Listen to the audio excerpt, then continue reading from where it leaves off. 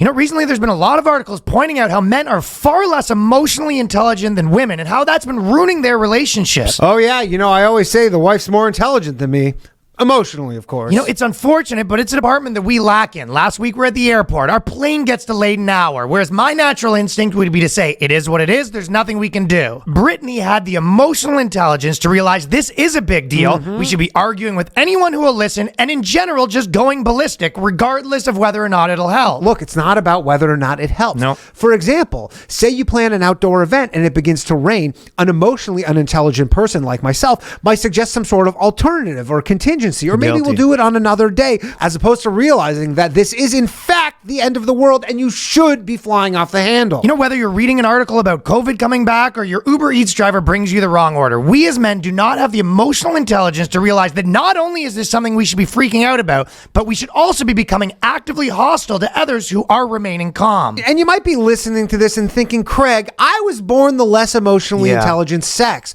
What can I do? And the trick is to track her emotional intelligence in order to activate yours. Bingo. A few weeks ago, Brittany's mother was over, who really gets her emotional intelligence working overdrive. So I use the little bit of emotional intelligence I do have to book a work trip during that time frame and really allow her emotional intelligence to work its magic in the absence of me. I had a situation where Deb had a particularly emotional intelligent day at work. That'll happen. I knew that she was going to tell me all about it, so I used my meager emotional intelligence to pretend that my car wouldn't start, and I hung out in the parking lot. Very emotionally intelligent move, and especially useful if it's that time of month where their emotional intelligence gets turned up to levels we could only dream of having. And that's when I used my final shred of emotional intelligence to fake my own death again. And this episode, we have Douglas Murray in the studio, who is probably like one of the top intellectual guys. Danny is going to Vegas, so he's going to be setting up shit down there because we have lots of cool stuff planned over there. We're going to do live podcasts that we're going to try to put out doing there. Lots of stuff. I also have a wedding. There's talk of Carrot Top. He's getting out of here. And to keep things as normal as possible in my absence, we are subbing in the kid. JJ Liberman is coming in and sitting in the hot seat right here. I got my fucking ass grooves. We have him eating right now. Yeah, he's eating right now. He's getting hyped up. He got that tap on the shoulder. You go, you're in, kid. And so he's going to be sitting in, talking to Douglas with you. Unfortunately, I wish I was here Proper intellectual, eating his gruel. And, but we've been trying to get him for a while. Yeah, it's just how it works out. Yeah, he's coming into New York. So, and a lot of people have asked for him too. So this is a high-end intellectual, probably outside of our sphere of intelligence. Sure. But there's a lot of cool stuff, and a lot of people have requested him. So without further ado, we're going to bring in the Keanu Reeves replacement to keep the environment of, and he's going to help me, and we'll be hanging out with Douglas Murray starting now. The boys. It's the BOYSCAST. The lads. It's the BOYSCAST. The dudes. Prepare yourself for BOYSCAST. It's the bros. It's the BOYSCAST. The homies. It's the BOYSCAST. The dudes. Experience the BOYSCAST. The BOYSCAST. And this very special episode is brought to you by Factor. With convenient meals for jam-packed days, Factor is America's #1 ready-to-eat meal kit. They can help you fuel up fast with chef-prepared, dietitian-approved, ready-to-eat meals delivered straight to your door. Head to factormeals.com/boyscast50 and use the code boyscast50 for 50% off. That is boyscast50 at factormeals.com/boyscast50. We are here at the BOYSCAST, blessed with a proper intellectual. So, okay, there's a few things I'll say out of the gate, because I think you might be one of the most quoted guys in the world right now, because you were sort of the original person that sort of popularized the idea that at the end of every empire, everything becomes super into gender and all that sort of stuff. And I feel like you were probably the original one that kind of had that point, and everyone's talking about that now. And even, I don't know if you've seen, but the big thing on the internet in the last little bit has been how much people think about the Roman Empire and stuff like that. And then so you wrote the book, The Death of the West. The War on the West. I have War on the West, and I thought that I wrote it down wrong. I've written quite a lot of pessimistic books, so it's easy to get the decline bit in there. Fucked it up, dude. So, okay. Probably, so I'm going to say 3 quotes of yours that I thought were the best before we get into it. And then I want to talk about the Rome stuff and then also the New York stuff. So I thought that the thing that you said journalists, they're not being journalists anymore. They're just campaigning. Mm-hmm. Is that? Yeah. Because we see that everywhere. I mean, yeah, it really does, right? And it used to be something that only a few of us who are obsessed with media or in the media could tell. And now everyone can see it. I mean, everyone who absorbs news now can see that. They can see that paper after paper and channel after channel is just not doing what they used to do. Yeah. And people smell it now. They're aware of it in a way that they weren't even 10 years ago. Is that because, to be a journalist, you have to say that kind of stuff? Or is it a mix of that? And then if you're the type of person that becomes a journalist, like if you want to be like an activist, they're like, oh, be a journalist now. Well, there's various explanations, but the best one is I think Peter Thiel's. I think it was Peter who said it first, that if you look at journalistic salaries, not like the highfalutin columnists who get super well paid, or the sort of Rachel Maddows who get tens of millions a year, but the average journalist, the salary has declined significantly in recent decades. Oh, okay. And there's lots of explanations for that: the demonetization of much of the media, fall off of print media. But it means that if salaries are lower, it means you get a certain type of person going into the profession.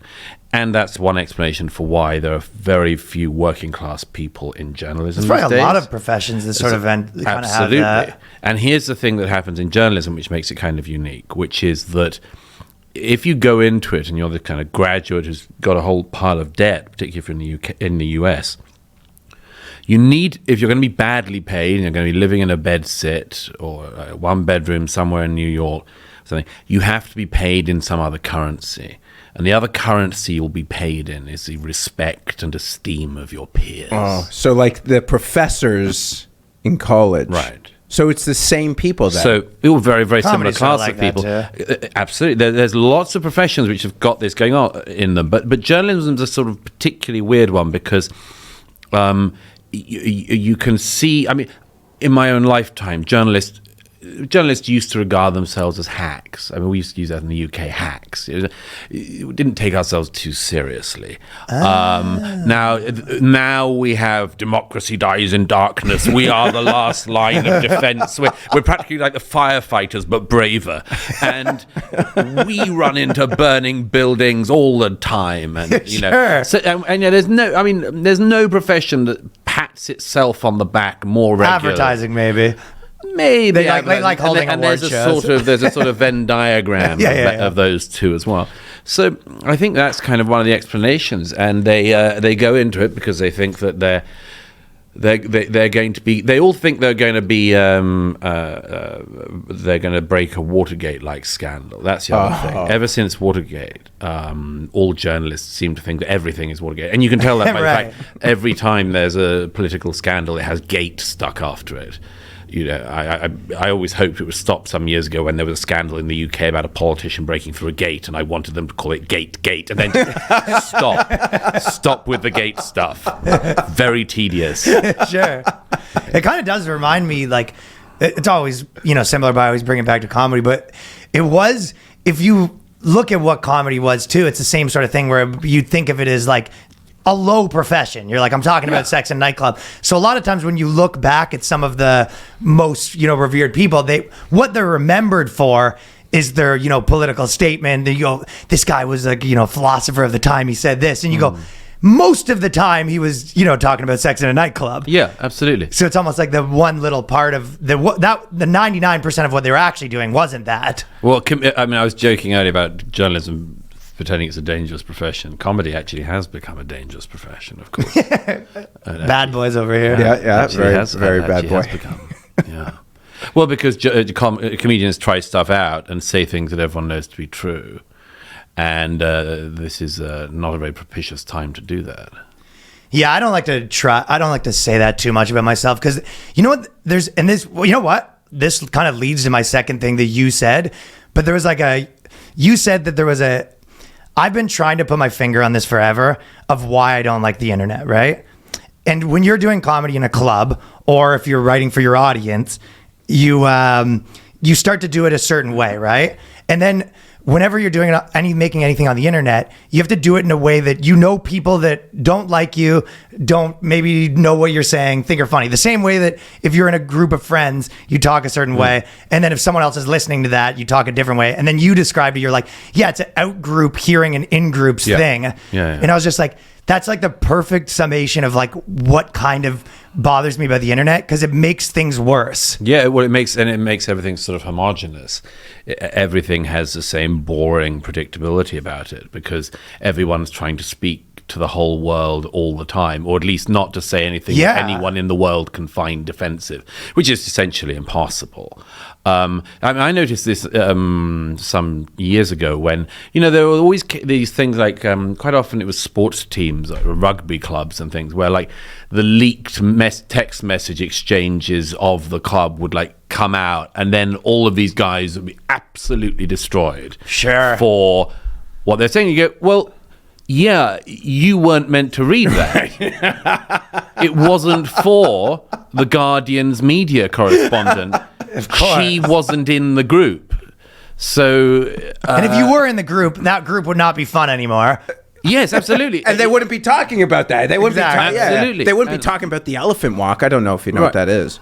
Tell me. In rugby, it's where each guy follows each other with their thumb in their ass. You've never heard that? You've never heard of the elephant walk? I've seen quite a bit of rugby. I've never seen that.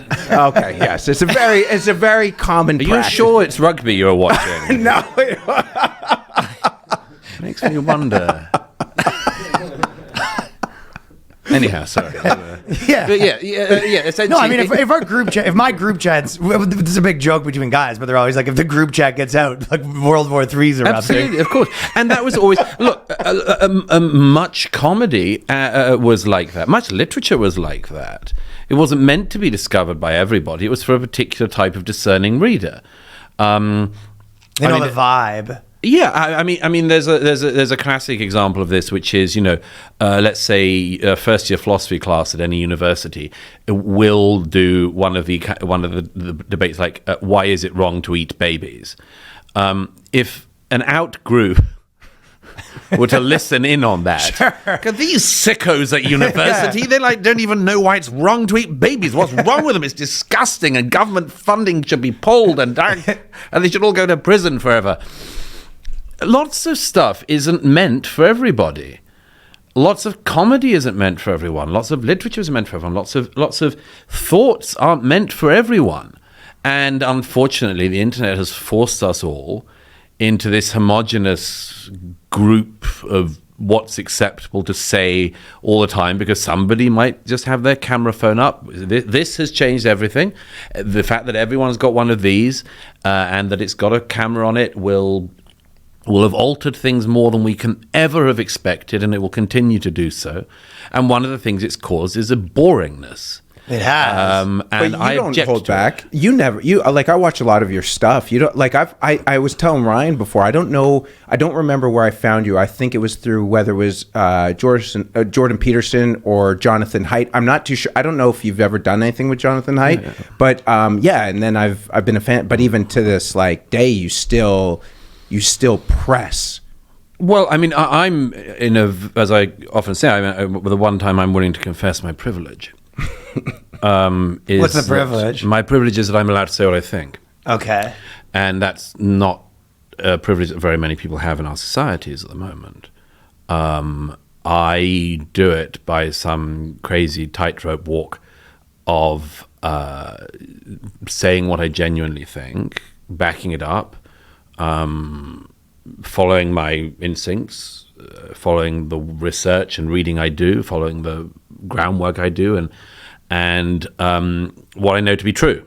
So I sort of feel like that shores me up to say it. I guess I'm not just firing off shit, And then you kind of like I like to think. I guess if you sort of bill yourself as a little bit like controversial to some degree, then maybe it's in your head a little bit less, because you're just like, well, people are going to see this wrong, and you're like, yeah, that's what happens with my stuff. Yes, yeah, I don't mind that at all. When I discover, I mean, when you discover that people are upset about something you've said, I mean, bothers me not a jot.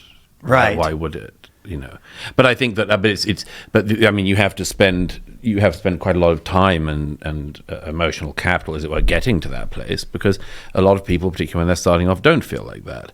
They really do want the esteem of their peers, and they don't want to be unpopular or anything like that. Not that I feel unpopular, but you have to break through a certain number of barriers before you can achieve that freedom. But yes, I mean, I'm fortunate enough that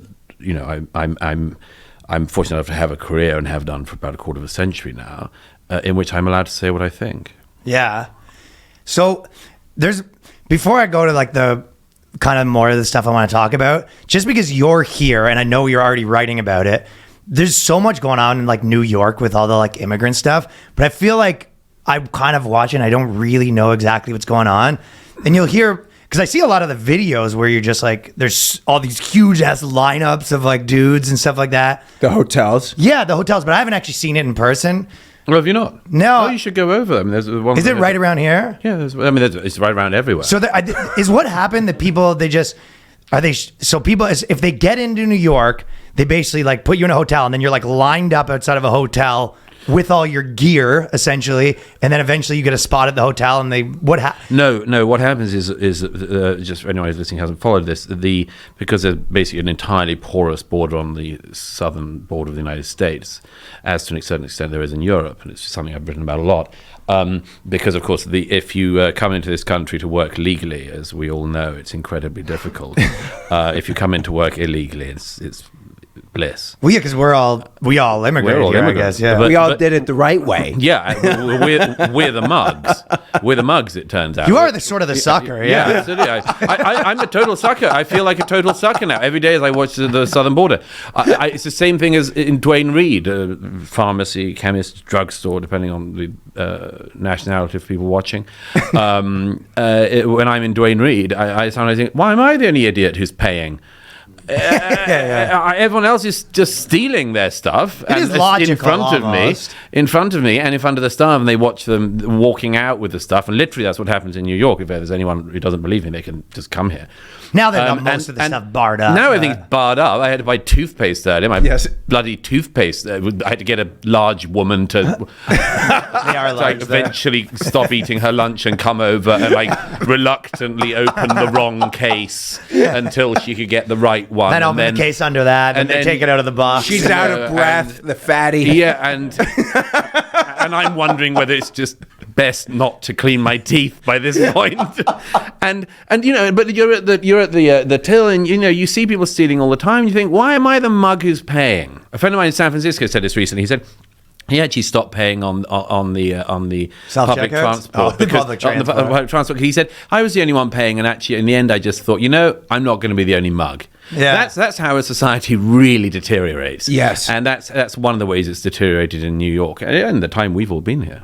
That's what I hear is one of the scariest things, how it really does like come to shit, is that everyone starts becoming aware of this. And when you see smart people talking about this, and then someone who pays attention, pays their taxes, pays their bills, and they're like, well, this smart guy's talking about, they're like, well, fuck this system. Well, if someone's cheating on a test and everyone's cheating on the test, like, what are you going to be? Absolutely. What are you, a moron? You're the rube. You're the rube. Absolutely. So that's what happens. People come through the southern border. The southern governors are sending them up to cities like New York, because New York has declared itself a sanctuary city, as Chicago has, as California is a sanctuary state.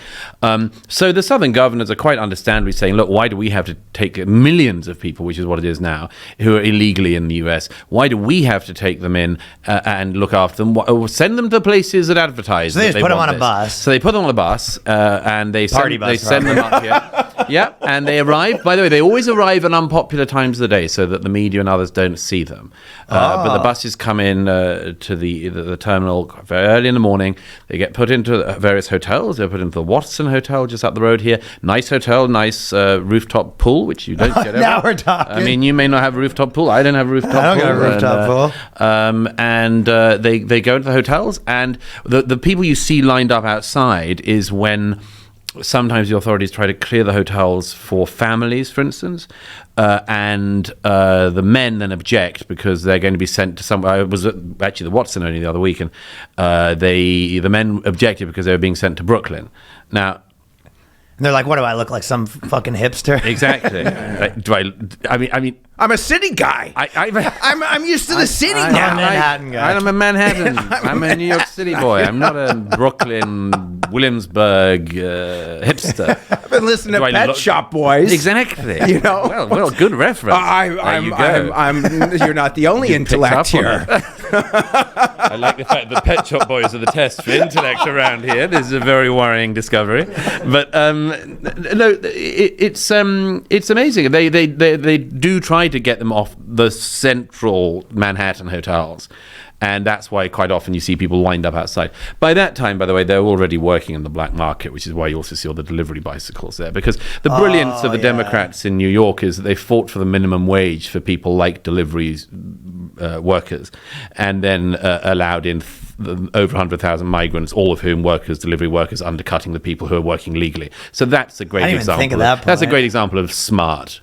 Yeah. Just that's, I guess, what happens when you're just like, hey, the whole policy is to make me look good. Obviously, don't care what happens. Or Yeah, it's what Rob Henderson calls luxury beliefs. I mean, the Luxury beliefs? Luxury beliefs. It's what happens when you have a belief that you can afford because you're living on Martha's Vineyard.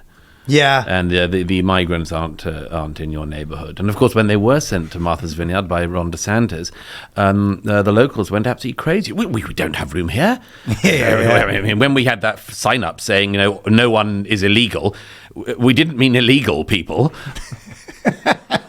it sort of pits people against each other a bit too, because then you put a bunch of people here, and there's sort of not really infrastructure for them, and then people are sort of like, hey, this doesn't work, and then they get mad at the immigrants when it's like, well, They should get mad at the politicians. yeah, it's kind of I like mean, makes people get mad at each other, and then they're but just like, people should be mad at the politicians because, I mean, one thing I'm pretty consistent on is that I don't like people who can't expect the inevitable consequences of decisions they've made. So when you make a decision like don't properly police the border, someday that's going to have consequences. And for you and your family, it might happen later. But for other people, it'll be earlier. But don't pretend it's not going to happen. Same thing with the crime stuff. Like, don't just sort of think it's going to be just shootings in bits of the city you don't visit. It'll come to your neighborhood too if you put up with that. I mean, I can even see just if you think of your just normal job where you go, hey, if I do comedy, and they go, we just brought in like every comedian from every place when it was like hard to get here, and then you go, now there's just like a million comedians. It's like you would be that, some British comedians would walk in, you'd be like, oh, this fucking guy, like it would piss you. Oh. You would be just naturally, the guy would annoy you, even though Yeah, it's of not course. him that did it or whatever. Yeah, absolutely. But okay, everyone says like they'll be like, oh, this guy's against immigration, when people just say, no, I just want it to be like a law or whatever, do it the right way. Do you think when people say that, it's because, are they just like straight out lying? Like, is that just straight up a political tactic, or is it both, where there is people that like brains are actually fried to the point where they do not see the difference between the two? I think a lot of people's brains are fried. I think a lot of people care more about how they look than about the truth. Depends what you navigate by in your life. I try to navigate by the truth. So if I see something and learn something I believe to be true, I would follow that. I regard that as being absolutely essential. If you're guided by truth, then you're likely to get somewhere. You're likely to not fall into error as much, or at least hopefully not at all. If you're guided by something other than truth, such as how people see you, or how a majority see you, or how your circles see you, you will end up in a sort of lowest common denominator race. It's the equivalent of being on a date and saying, I can't believe you love puppies too. That's unbelievable. Yeah. Oh my God. Do you like chocolate? Wow. We're made for each other. You end up in a really low thing of like love is love. No one is illegal. All of these crappy, banal terms of our time, which have nothing to do with truth and everything to do with a sort of soppy sentimentality that actually can lead you. There's a terrible mistake that sentimentality of that kind can't lead you into horrible error. Sentimentalists cause so much damage in this world. What's an example? Well, one is, let anyone who wants to come. Right. Okay, well, if you've been paying your taxes all your life and you're on the low income, that's not much fun. If you've been undercut in the labor market, a point that Democrat socialists like Bernie Sanders used to make and don't anymore, that's not much fun. If somebody says love is love, and it means that you're, sorry to hit on another hobby horse, but it means that, you've got to affirm your child's crazy idea about their body, that's not kind, that's dangerous. There's lots of stuff going on in our time which is dangerous, but it is pushed through by this soggy, forceful sentimentality, which I personally find kind of odious. Good word for it. Yeah. So if you're saying you're going to be guided by truth, if you're just like a normal guy and you kind of, it seems like now you can be like, oh, there's these guys that are all saying this, then there's these guys that are all saying this, and a lot of it's like reactionary or whatever. Sure. How do you even find how do you even guide yourself by truth? Is it just like you kind of try to go with what you actually think? The first thing is to go with what you see. Yeah. That's a very good guide. But even the immigration stuff, you're not going to see all of it. It's kind of like all you really see is what you're seeing in the media or on the internet, really. A lot of people. You can see it on the streets. Well, I mean, anything like any great city like this one, you can see a whole load of things, a whole load of problems, a whole load of great things. But like the evidence is in front of your eyes. It's not hard to see the way in which cities disintegrate, for instance. If you use your eyes and you haven't just become used to it and you've lived in San Francisco, say, from the 90s to now, you only need to use your eyes to notice that it's deteriorated. You don't need to have any wild policy views. It's just like, walk that's strange around because people didn't used to shit on the pavement in front of me. Yeah. That's interesting. We didn't used to have that. In the past, if you saw a turd, it was usually a dog's. That's changed. That's interesting. It's interesting that people are just living on the streets, on the main shopping boulevards of San Francisco, and that's become normal. I guess it's like a boiled frog thing. Yeah, too. of course. It's interesting that in a city like San Francisco or Philadelphia, where I was recently, you just see incredibly mentally ill people, like insanely unhappily mentally ill people everywhere, all the time. And, that's not the case in Paris, which has its own problems, but that's not the case there. I don't think it's the case in Toronto, particularly. Toronto's pretty aggressive. There's some areas, there's some again, it's pretty isolated. Sure. But when you go to those areas, man, it's like when you go to Moss Park in Toronto, it's sketchy. Yeah. It's very... Toronto's got a lot of the same stuff, I think. Well, every city has problems. I mean, I always, whenever I go to a city, I always upset my hosts by saying, take me to your worst place. But what I always think is interesting. You learn more. But I do think that now American cities' worst places have become the worst places. What do you think that is? Like, just because they're sleeping with each other? Like what? What? He's saying that they're breeding. They're breeding? No. But no, that's what I mean. No. But what do you think? No, I mean like on Skid Row in Philadelphia, which is called Kensington Avenue. It's very diverse. People would be happy about that. There's a bewildered... All peoples of the world have come together, and it's in a case like that, it's the drugs. It's the strength of the drugs and the contents of the drugs, and things like Trank have not entered Europe yet. They are cut into drugs in certain cities in America, and they're totally devastating, as you know. I mean, and the strength of drugs, like I think crystal meth, it used to be 15 months from first using to being on the streets. Like everything in your life has just gone through the floor, and now I think it's like 3 months from first using. Wow. And that's because of the strength of the drugs, and that's why, I mean, a lot of people outside of America don't realize when people from both sides of the aisle talk about the opioid crisis, for instance. A lot of people from outside America don't understand what that is, but that's one part of it. It's like massive addiction problems. Like if you lose 100,000 people a year, like that's That's a major public health crisis. So I think the strength of the drugs, and again, lots of that is because like 68ers spent a lot of time thinking that the drug stuff was just like having a sneaky joint occasionally on a Saturday night with your friends and getting a bit high. And they didn't realize then the strength of the skunk and stuff like that, and then the strength of the other drugs, and then cut into that really dangerous drugs like fentanyl. As you know, you need like that amount in thing, and loads of people die without meaning to. I mean, it's just. And I know some, yeah. Yeah, I mean, it's like everyone in America now knows. It used to be a time when it was only a specific sort of bit of America. Everybody in America now knows somebody. 5 people. Yeah. They have the party patches. You see them. They're one of at this festival we're going to next week. One of the main sponsors are those fentanyl testing strips. Yes. Yeah, it's definitely gotten to a weird point with that. That's weird. Well, I mean, yes, because as you know, I mean, like if you put a cent. A coin, we don't have coins anymore, but the amount of fentanyl you need to overdose is like a tiny bit of that coin. Right.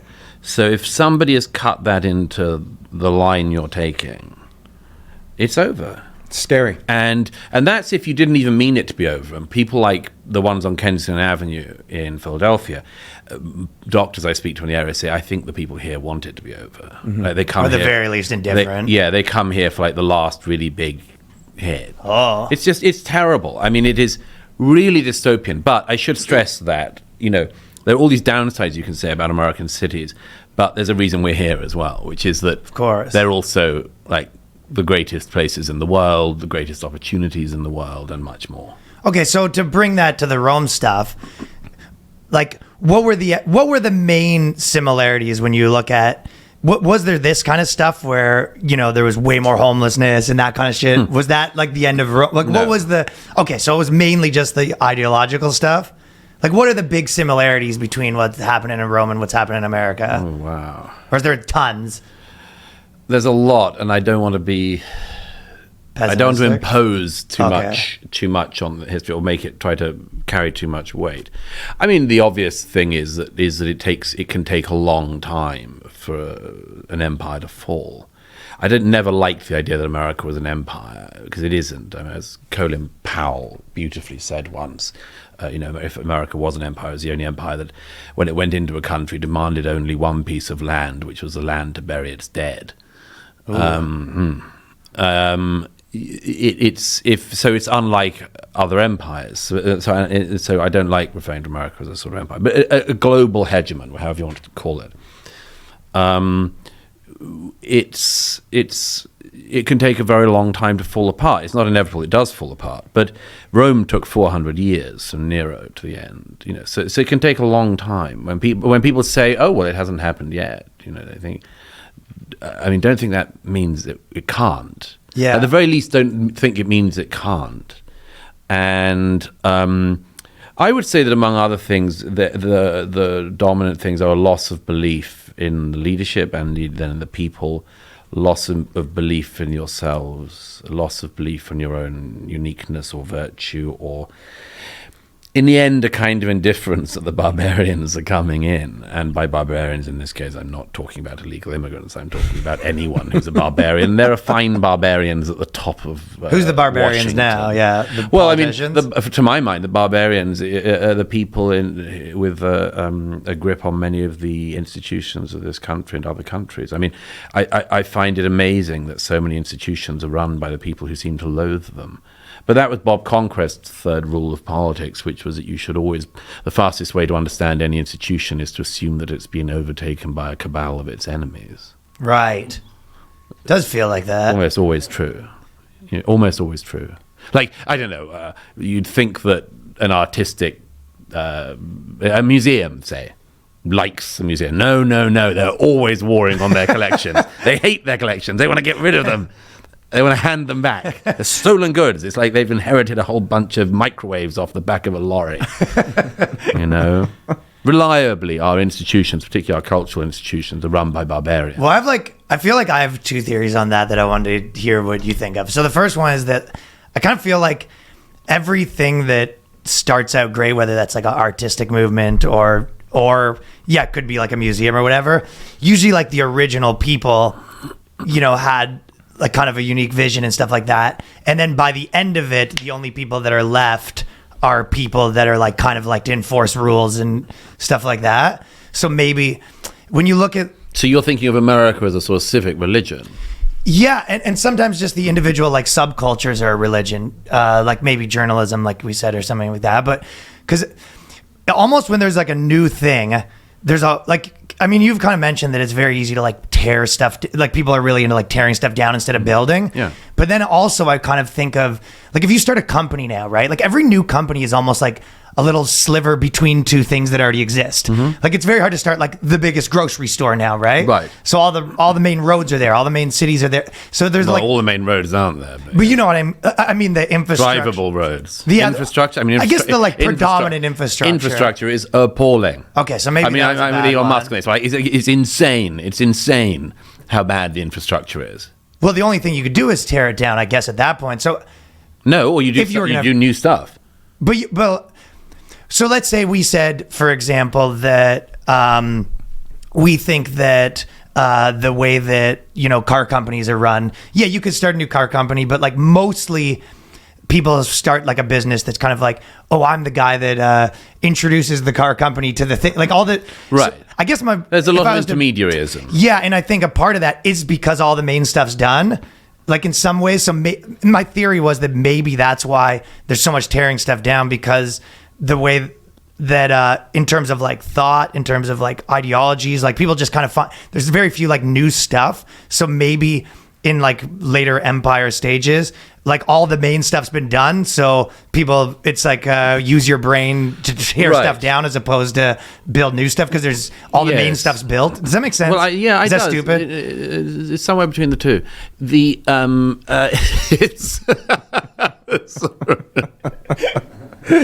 It's good. It's a good place to be. I feel like my theory's bad. no. It's not. It's not. I I see that with myself sometimes. That's why I'm saying it. Well, I wrote about this bit in The Strange Death of Europe, which came out in 2017. But I mean, you can see in Europe post-war a very clear uncertainty about whether or not it really wants to keep going. I mean, it's sort of a slight insouciance about its survival.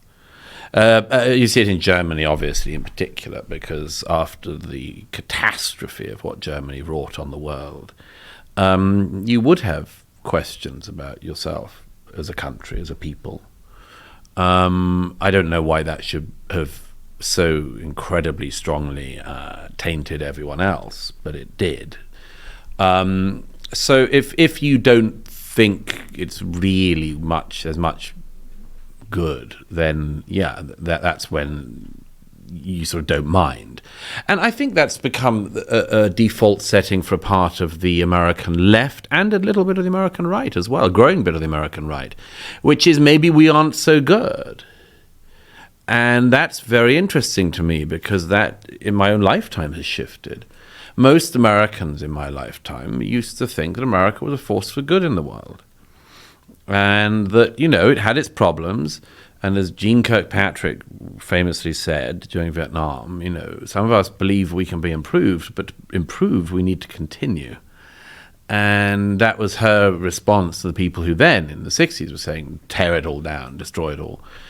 I think that people, it's very easy to be wildly unaware of how much worse everything can always be. And the Tear It Down Brigade never take into account the central insight of conservative thought, which is everything can always be worse. If you don't believe that, Yeah. speak to the people of Iran. If you don't believe that, speak to the people of Russia. Speak to the people of Ukraine. Everything can always be worse. And so don't be too blithe about the order that you're in. And certainly don't hope that it's going to be worse, because among other things, when a thing crashes, it doesn't crash in your direction. It crashes in every direction. Mm-hmm. And the idea, the insanity of thinking that if it all could be brought down, it would favor you. Very unlikely.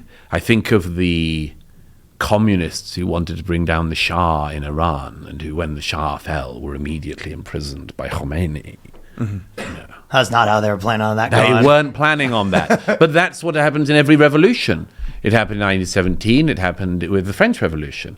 Why does everyone who's at the heart of the revolution, including Robespierre himself, end up in the clutches of the guillotine? Because they thought they could direct the force. They had this belief you could direct a force this strong. You've no chance. Especially when you're like a rich guy, like if the guys that are, Rich guy- worth $10 million being like, let's get this revolution happening. You're like, they're going to kill you. Oh yeah, yeah. It reminds me of a friend in the UK who tried to convert to Judaism some years ago and stopped at one point. Stopped eventually because she said that she would become a very bad Jew, and she thought that would be worse than being a bad Christian, which was interesting inside affairs. But she also stopped trying to convert because her rabbi in her synagogue in Brighton, which is a very liberal city on the south coast of England, was a lesbian who preached a sermon in favor of the anti-Israel forces in Israel, including Hamas, I think. And my friend ended up screaming at the rabbi after the service, That seems like- say, "You stupid dyke! You're a Jew and you're a leser. You'd be first against the wall." Yeah. So I think that's an important thing to keep in mind. There are a lot of Yeah, where it's like they're fighting for feminism and everything, and you have no idea how bad it is everywhere else, and you think Yeah. it's bad here. Oh, I mean, by the way, that's another thing of our time, which is the total collapse of international context. The wild, the sort of, it can't be worse. Nothing could be worse. It couldn't be a more oppressive It is. society. Oh, I can show you a whole pile of places. Yeah, do you get a lot of like? We were talking about a couple things I'm very intrigued about. One was about the collapse of the U.S., and I still am curious. But the other thing was, do you get the blowback from a lot of Americans, or do you get it from a lot of, when you're talking about immigration? And you seem like you don't care, but you must get intense people like coming after you online. Oh, Like, I don't care about that. you don't give a shit at all. Why would I even notice? So you don't even pay attention to I the don't even pay attention. Why would I pay attention? Yeah. It's like trying to go and find the maddest person in the street and asking them what they think of you. Going to the most cracked out person in the street and saying, "No, come on, be honest. What do you think of my reasoned opinion?" It's kind of the in-group, out-group thing again, right? Like if you're in the out-group and you don't like it, you're like, yeah, duh. If you're the Right. in-group, you don't like it, I usually say, maybe the information that you don't like it's useful. What you're about to say next probably won't be. Yes, yeah. And I think that in the context of the sort of what blowback you get discussion, I have very little sympathy for whining. Yeah, but what about it's, threats and stuff? I don't care. I mean, people are so damn proud these days. I mean, you get people, they're so proud, and they've got their first death threat online. And they carry themselves. That's this guy. They carry themselves with a sort of, I bask in it. That's why I asked you. No, I mean, there are He's people- jealous, by the there way. are- envious. I mean, there are people I come across them who are so proud at the blowback they get online, and I always say to them, I mean, it's, apart from anything else, it's sort of self-harm to even notice, but also have some damn self-respect. Stop because also with that, it's narcissism. A lot of that. Of course. It's just like, oh, you wouldn't believe what somebody said about me today. He puts a photo of him smoking a cigarette with a leather jacket, giving two middle fingers. I mean, the sad thing about it is, of course, is that there are certain subjects, and there's some I've touched on in my own life and career, which genuinely are dangerous. Well, the Salman Rushdie. I mean, I was at an event with Salman in New York last night. Oh, how what? Last night? Yes. That's insane. Interesting. Anyhow, yeah.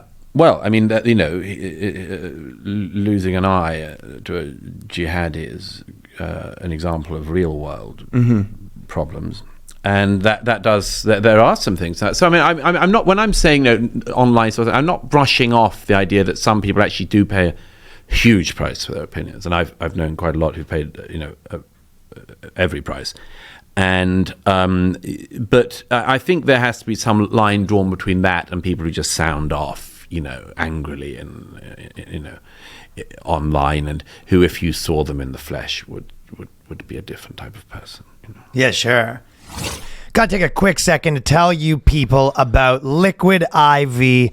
Boys, listen, hydration isn't only for people training for championships and marathons. It's about daily maintenance. So whether you're, sometimes you'll just be at the airport and that'll screw you over for a day. You're all dehydrated. I remember I found out about this actually last time I was at Skankfest, speaking of. Yep. That's when I was first introduced to Liquid IV. Since have made it a part of my regiment. Proper functional hydration is essential. Liquid IV is the #1 powdered hydration brand in America. They came on the scene hot. Their hydration multiplier is the one product you're missing from your daily routine.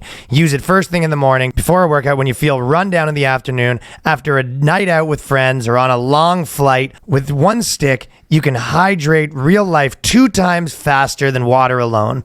Plus, get essential vitamins and 3 times the electrolytes as the leading sports drink. They're not messing around at Liquid IV. Comes with 12 delicious, refreshing flavors. Keep your hydration routine exciting. For me, obviously, I'm out there late nights. Sometimes you're just not slept. You were not hydrated. You didn't drink enough water. You were up to some stuff. Yep. Shenanigans. We don't even need to say what type of shenanigans you're up to, but there happened to be some shenanigans going on. Liquid IV is part of my mix. I got it solving problems out here. It's a problem-solving beverage. Yes, sir. They got a bunch of flavors, whether you're talking tropical punch, we got watermelon, strawberry, a guava man myself, if I must say, yes. You put 1 stick of Liquid IV in 16 ounces of water. It hydrates you 2 times faster and more efficiently than water alone. Contains 5 essential vitamins, B3, B5, B6, B12, and vitamin C, which vitamin C, you probably want that in the mix as well.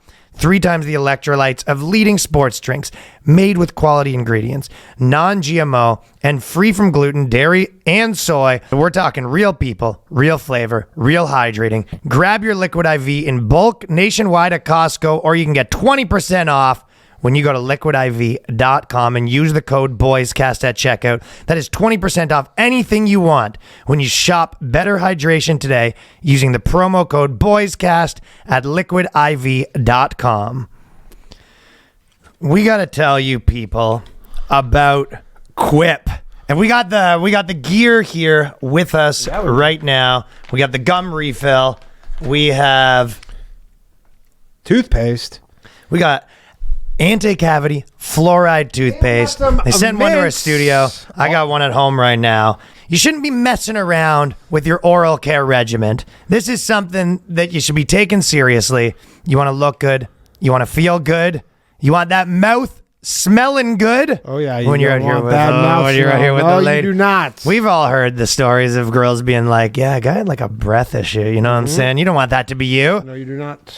I remember a long time ago, it was, I think Waldo told me, he was like, switch to, people say the one thing that'll change your game? Yep. Waldo was saying electric toothbrush, and I was skeptical. Sure. I've never gone back from an electric toothbrush once I got back in the game. This is the future right here. So when we're talking electric toothbrush, this is a nice piece of machinery right here, I'm telling you. Timed sonic vibrations with 30-second pulses to guide a dentist recommended 2-minute clean. Lightweight, sleek design with no wires, no bulky charger to weigh you down. A multi-use travel cover that doubles as a mirror mount for less clutter. We got reusable handles in a range of sleek metal hues, as well as bright plastic colors, sure to make a pop in your bathroom counter. This actually you do look like a fancy dude when you got one of these. I mean, it sounds like they thought of everything. Skip the batteries and snap into healthy habits with the new rechargeable electric toothbrush. All the features of the original Quip, plus 1 magnetic charge, powers up to 3 months of brushing. Come on. Quip electric toothbrush is loved by 9 million mouths. On top of your brushing, you can upgrade your Quip with a smart motor to track and prove your brushing in the free Quip app. That's the real game-changing part. Earn amazing rewards like free refills, products, Target gift cards, and more. In addition to brush heads, Quip also delivers fresh floss, toothpaste, mouthwash, and gum refills every 3 months from $7, with stylish and affordable electric brushes starting at $25. You won't be paying through the teeth for better oral health. So check it out. If you go to getquip.com/boyscast right now, you get 20% off any electric toothbrush, mint and gum dispenser, water flosser. That's 20% off any electric toothbrush, mint and gum dispenser, water flosser at getquip.com. getquip.com/boyscast. That is GETQUIP.com/boyscast. Quip, the good habits company.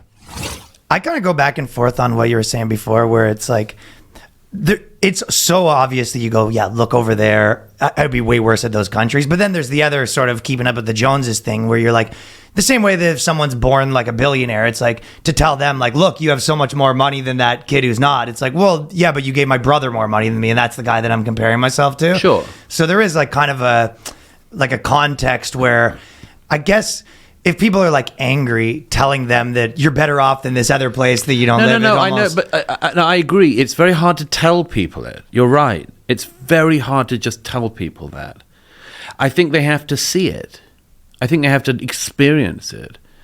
I mean, I'm pretty well traveled, and so I have always had a very profound sense of gratitude for the societies that I live in. I don't take things like order and law and the rule of law for granted. I don't think they just come in the water. I'm very grateful for them. I'm very grateful for property rights. I'm very grateful for, basic non-corruption. Okay, there's levels of corruption there are everywhere, but I'm grateful to be in a society. And that's what the West has more. Yeah, I'm grateful to be in a society. One of the tests I always used to do when I was traveling in the Middle East and things was, if you all the difference in the world between a society where when you get pulled over you can put a packet of cigarettes or a few dollars on the dashboard and the hand comes in, and the societies where they would say, right, out the car. Yeah. And it's a very interesting. Do you have corruption at that level? Do you have that kind of basic level of everyday corruption?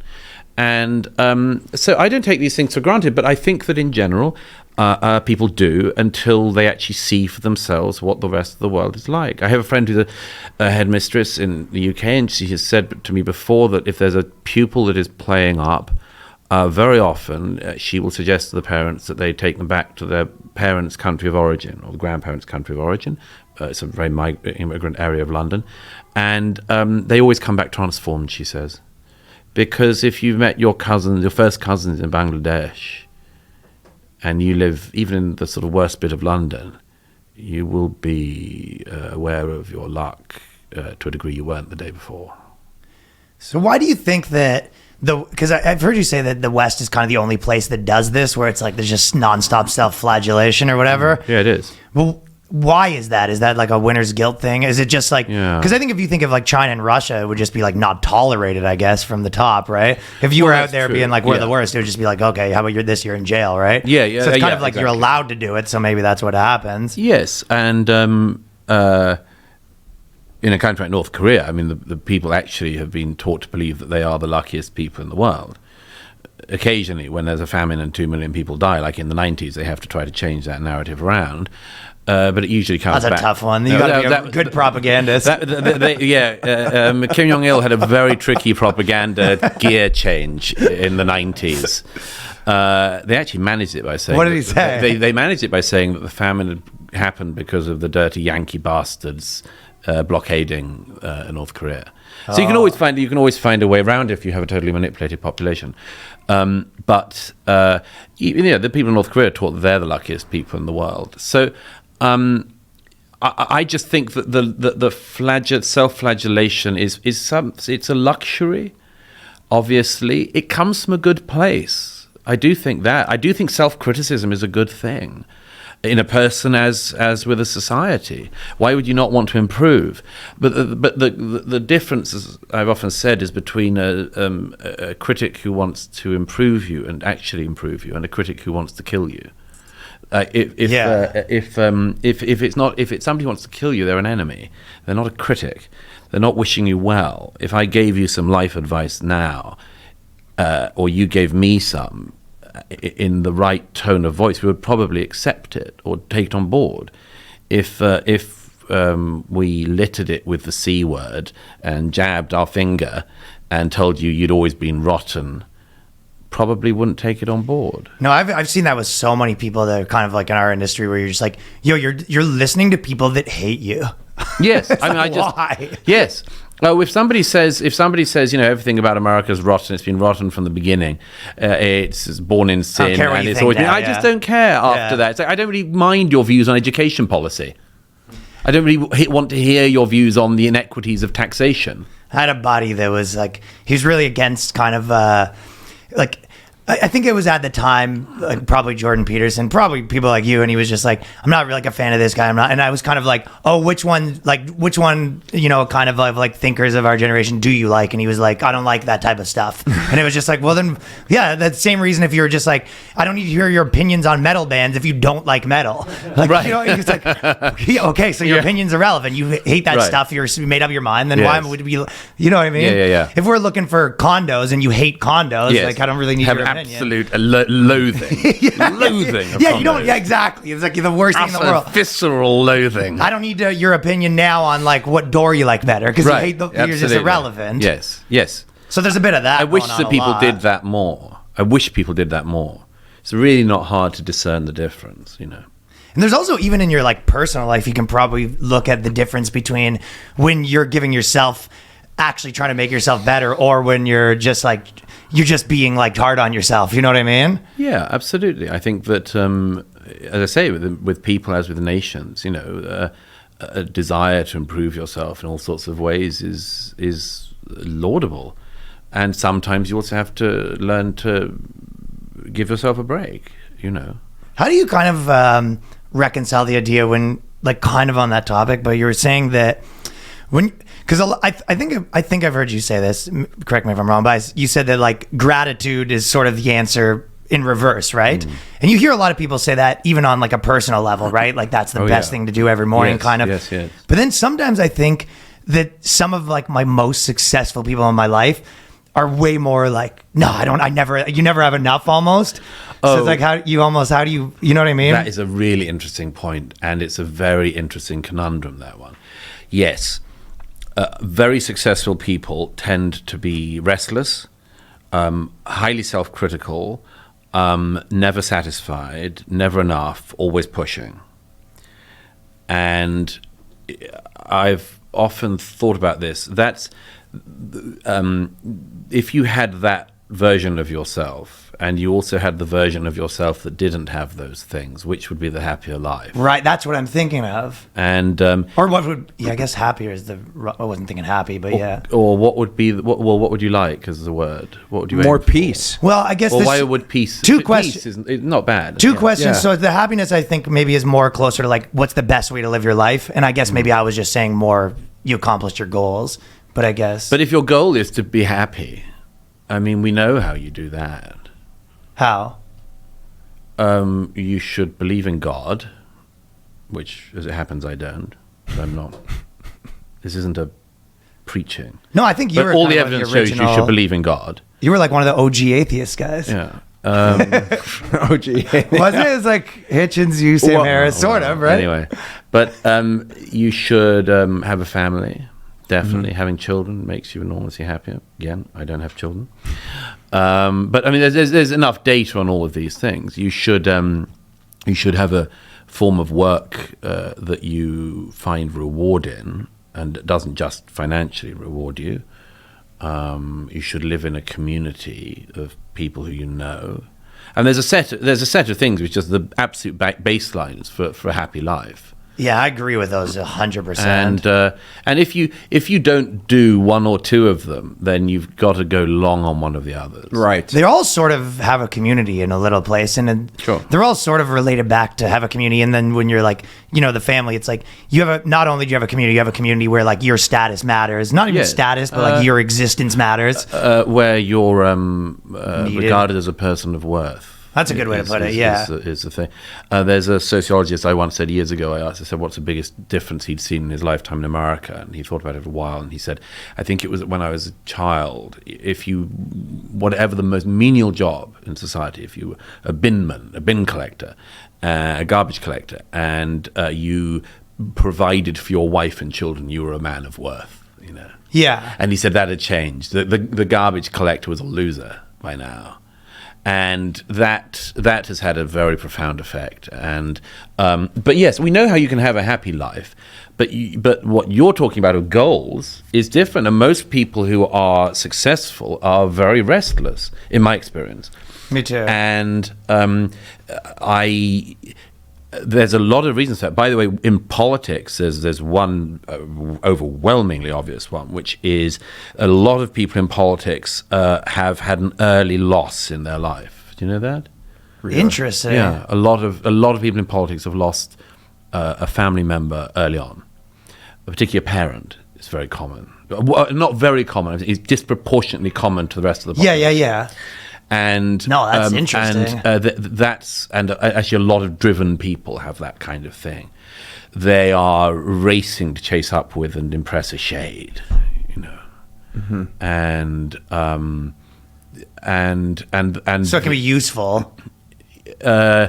It's to do with making up for a profound gap, which can never be filled that way, but you can imagine could be.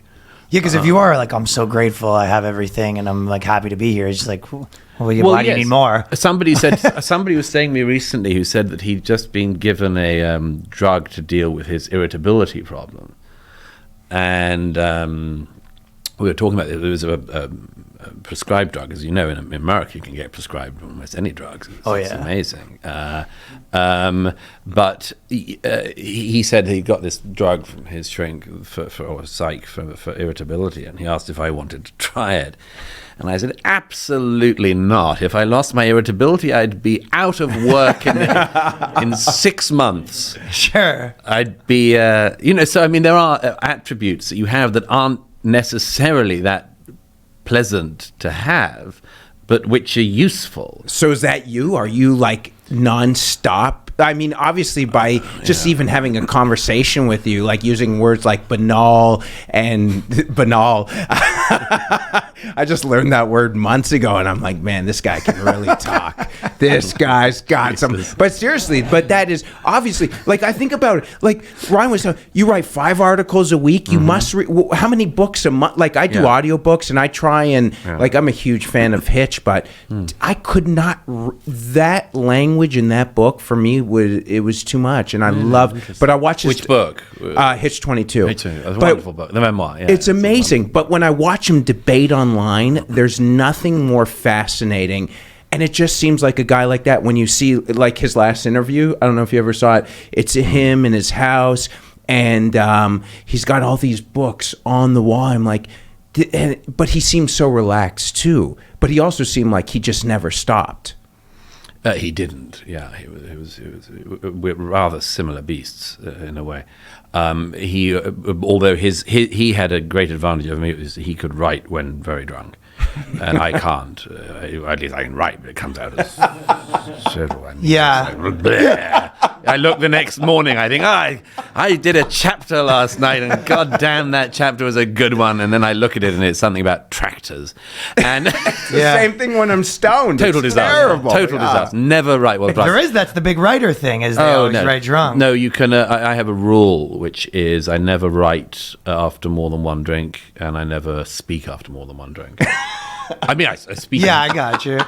I speak at a dinner table or in a bar after more than one drink, but I will not speak in front of an audience after more than one drink, because it just first one can free you up, second one you start to go too freewheeling.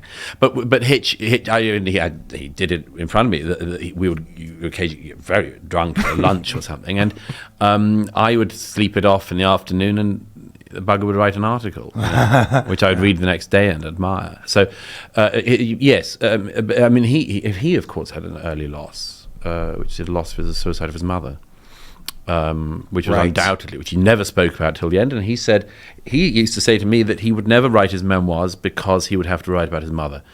And he once said to me, if I was the sort of person that people think I am, I would have done it. And then a couple of years later, we wrote his memoirs. And actually, the chapter on his mother is the most... The mother and the father. The father chapter. They're I think the best things Christopher ever wrote. So, because it was so personal. So personal. Yeah. And that quite often happens in my experience, that people late at life suddenly look back and they understand something about themselves that they just didn't know at the beginning. you know.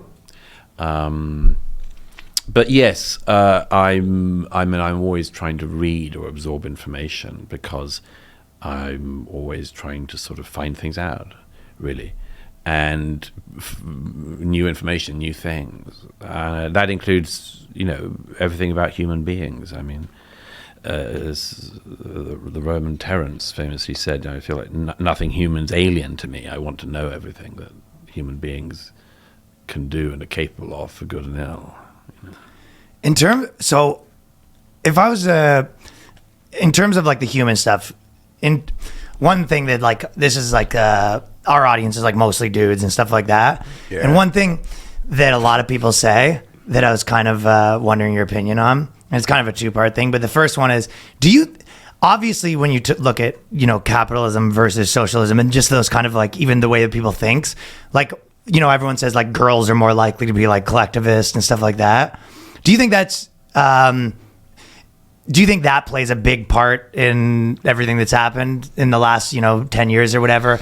That males are more like the male-driven societies are more likely to kind of be a certain way. And I think here's very dangerous ground, but let me leap in. I think it's less dangerous here. Okay, yeah, but we're being watched. Outgroups are after us, dude. I would love to be watched. Because there's no girls allowed to listen to this podcast. That's the whole deal.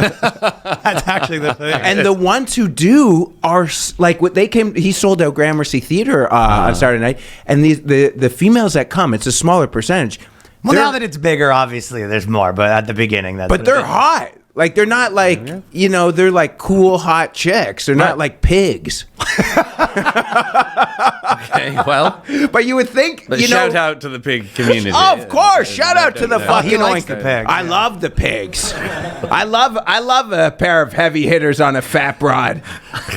So, I'm glad we now know that. Yeah, but in terms of political systems. Well, there'll be a division in the queue next time. Clearly, we could cut that out. I think if I get the root of what I think your question is, I think what's actually happened is that our societies have become feminized in recent years, and we're dealing with the consequences of that. And you know. When I say that, I say that there are certain... That is what I'm asking. Yeah, there are certain feminine traits which are in politics now, which didn't used to be. For instance, compassion being incredibly important. The carer-in-chief. You know, Joe Biden has to be like the most empathetic man in America. Yeah. When a flood occurs, he's got to say, "Oh, I'm so sorry about this flood." And now as a man, tend to think, I assume you're not pro-flood. I assume you're not like, thank God that hurricane hit Florida and all those people lost their homes. God, damn, that was a good day. I'm assuming he's not thinking that. Yeah. I'm assuming that when some natural disaster happens, he's anti-natural disaster like I am. But that's not expected anymore. It's expected that he has to say how sad he is. He has to show how sad he is. Now, in the case of Joe Biden, I mean, Donald Trump, everyone is bad at this. But Joe Biden, you know, talks about himself and says, look, I've had a couple of terrible things happen to me in my life. Again, that's not that comforting. You got to have a story like it's American Idol. Yeah, it's not. Yeah, exactly. Like, we're not going to vote on the saddest one afterwards and award the winner to saddest story. But that thing. I mean, look at Jacinda Ardern in New Zealand. When she came in, everyone said, "Oh, she's just so wonderful. Why is she so wonderful? What's so great about her?" She's so empathetic. Now she does, because she's got this horrible, horrible way of communicating, where she just drips this kind of folk about about everything. Yeah. About everything. She was at the UN yesterday whining about the climate or something, and she just talks as if she's trying to emote more than anyone else in the room, as if she is the soul. I care more. A soul of emotion. And then you're like, oh, you're so wonderful. No, it turns out horrible political leader, like horrible political political leader. And actually, when it comes to compassion, not compassionate at all about the people of New Zealand when it came to lockdown. It's always like that in real life too. Like It's always Trudeau. like that. Yeah, always like Trudeau's that. the same thing. Trudeau's exactly the same. He's beast. like this. Oh yeah, it was I care the most. I care the most. I'm so caring. I'm so caring. But if you don't like me, I'll get you silenced and locked up and your career ruined, and we'll get you debanked.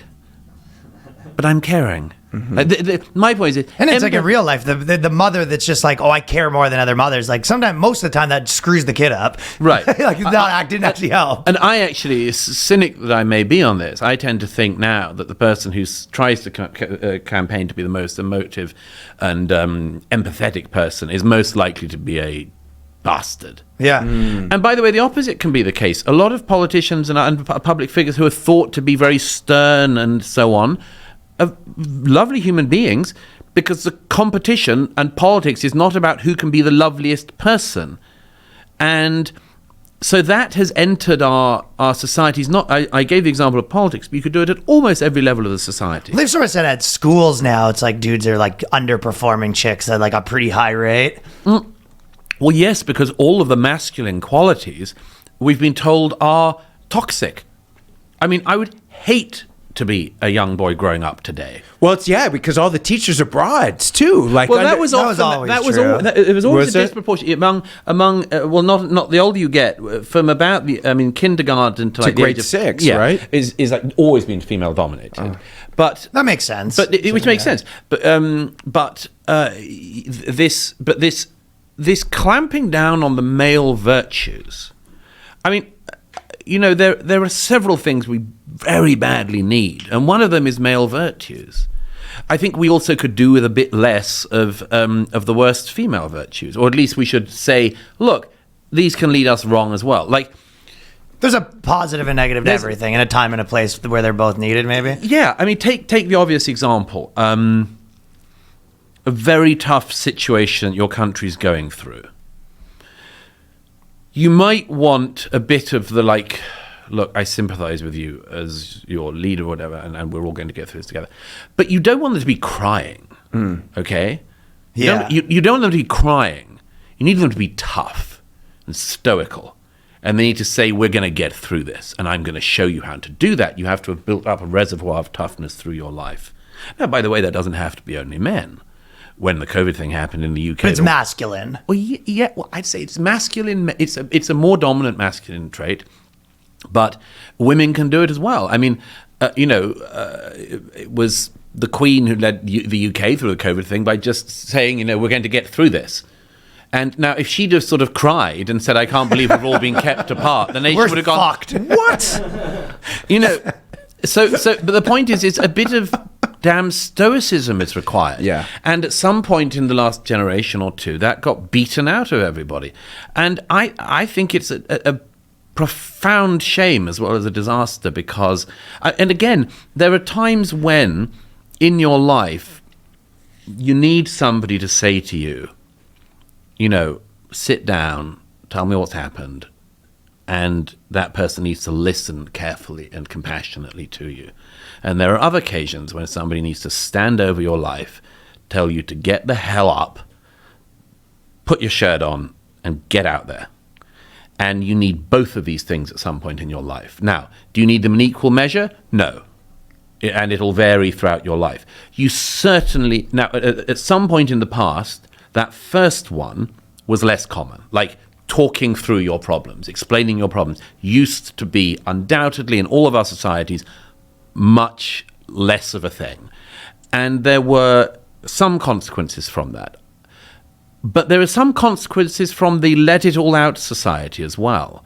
There's some consequences from that. There's some consequences to having people boasting about their mental illness all the time, I mean, the one like certified PTSD, certified, oh my. You are impressive. Look at you. Look at you with your certificate. Card-carrying member. Oh, a whole wall of certificates of your mental disorders. Well done, you. I mean, there are consequences to that. By the way, one consequence from that nobody speaks about, for instance, is if you do that, you will be applauded at the moment. But you know what? People won't want to employ you. Of course, right? Right. The society doesn't tell people that.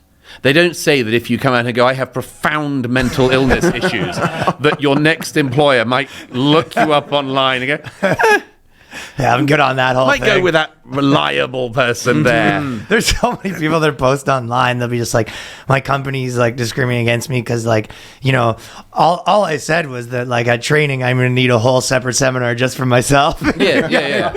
I mean, it's like, who would want to sign up? It's like the one of, like, it's provable that employers now rightly avoid people who put their pronouns on their CVs. Well, you might as well be putting, like, by the way, just a little footnote that says, like, just so you know, I'm going to be a hassle. I'm going to be a total hassle, and I'm probably going to sue you in a couple of years' time for something you didn't do. And I'm you looking for problems too. I'm going to have my eyes going to be fucking peeled for any infraction. Yeah. I'm going to basically act as hall monitor in this company at the most junior level. On this construction site. Well, it's ridiculous. I played poker during the pandemic because we were shut down from comedy, and we would get on these Zoom calls every morning and do some poker studying stuff. And one of the calls, someone came on with their pronouns on fucking Zoom. This is Zoom. At your poker game? Yeah, like at our poker study group. I'm like, who cares what you're fucking... This is the dumbest place that you're, like, identifying with your pronouns. We're about to playing poker. We're all dudes. Yeah, we're about to gamble away our fucking house. Yeah. And you give a fuck what people are calling... Yeah. You're like, he, him. I'm like, I'm in the whole 10K, dummy. I don't care. My pronouns are very broke. My pronouns are soon to be broke. Yes, but it is so ridiculous. It is one of these things, like, even in comedy. When I first moved to New York, obviously, I moved here right after Ryan. Ryan blew up. We grew up in Toronto. Our whole crew moved down here. And I was just trying to get on shows at first. And you'd have to fill out forms on some of the shows in certain areas. And one of the questions was like, well, yeah, put your fucking pronouns in the line. It's like, well, I toured all over the fucking country. And here's a clip of me for 5 minutes. Is this not enough? Right. Like, you need to know, because it comes to that thing. Well, he has a little bit of the same thing where he's like gay, and there's a lot of people that would put him on, like, at the very beginning, put him on the gay shows, and then they see him and be like, this is not what the type of gay we wanted. What are the gay shows? What are the gay shows? So I came out at 35 years old. Okay. And I never... How old are you now? 35. Really? No, 42. I'm an old, disgusting troll. That's why I started fucking women. Guys won't fuck me anymore. But all right, take it easy. Guys won't sleep with me. But no, I think you can reinvent yourself as a daddy these days. I definitely am. I don't want to pass on life advice, but I would do. No. Can I ask a crazy question on this that we were saying? And I know this may sound like stupid, but okay. And I'm not going to say the same shit about trans stuff that you've probably been asked a million times. But when you think of, we just talked about this, and I don't have the conclusion. Okay, if you look at, like, what would make someone what makes someone gay? Like, do you have an answer to that? Well, liking other men. Okay, in a sexual way. And what do you think? Is it like a chemistry thing? Like, is it like... We don't really know. Okay. I wrote about that in The Manners of Crowds, where I wrote 4 chapters, each on a taboo: gay, women, race, and trans. I loved the contents page of that book because I knew that people were, like, opening it and going, oh, sure. I wrote about that there. We actually don't really know is the answer. So we don't really know. But there is proof, because you go, like, the same way if you're attracted to someone, there is proof. Yes, and I think sexuality is more malleable than we used to think, but it's not as malleable as people are currently pretending. Mm-hmm. And it's much less malleable among men than among women. That's what I thought. But it's provably true. You will never meet a gay man who's in a gay relationship with another man who says that, like, they did this because they had, like, bad experiences with women. Okay, we both talk about. You meet loads of lesbians who were, like, just had bad experiences with men, ended up hating men a bit, and much prefer women as a result. Do you have, like, a bit that's like that? it's just very common. It's Environmental. I think with women, there's a great deal of environmental about it. In the same way that their sexual fluidity with, they're much less worried. I mean, again, this is a generalization, but it's backed up by the data. They're much less worried about being seen to be affectionate with other women than men are with other men. And there's, again, some that's changed a bit. But from assuming that sexuality wasn't at all malleable at some point, I mean, we pretended for a time. We've now pretended it's like wildly malleable. And it just isn't. I mean, some people are clearly hardwired to be gay, just like some people are hardwired to be straight. And I think there's a small number of people who are like, I mean, what's your story? So that sounds very accurate. Well, I mean, okay, sorry. Yeah, my story was that I was playing baseball, and I'm very hardwired to be gay. Right. But then I think I lived in the closet for way too long. Well, obviously you did. If you came out at 35. Way too long that it did a lot of damage. And up until recently, you brought up stoicism. The pandemic, I was so angry at the world because I lived two lives. And then so mad. And I got into stoicism that to this day, like I still sometimes feel the rage, but I was never comfortable with guys. And I dated guys. And I dated guys in the closet for years. My first boyfriend committed suicide. Jesus. So I would go through that. And then I would date other guys. And I was still trying to play baseball. And it just was this weight. What the relief was doing comedy. And then when I came out, my buddies who were my buddies before I came out, they kind of like, but then when I came out, they were still my buddies. But I still had this, what did you say, the PTSD card certified. I was dealing with a lot, but now I feel fine, but I still think about a relationship with a man difficult. Really? Difficult, yeah. But the actual, sorry. Well, that depends on whether you have role models or people you've seen in your life who've done that. I mean, it's the same with almost everything. Have you seen like positive figures or positive relationships? I was lucky enough growing up to see positive relationships of several different kinds, so I never had to worry about that. But your description of living a double life, I mean, it's terrible and incredibly destructive. Oh, suicidal at one point, years ago. I'm sure. Before comedy. But. There's a beautiful line in Wilde's poem, The Ballad of Reading Jail, where he describes the prisoner who's in prison for killing his wife. And just before he's executed, Wilde describes this cry from the cell as the hangman gets him.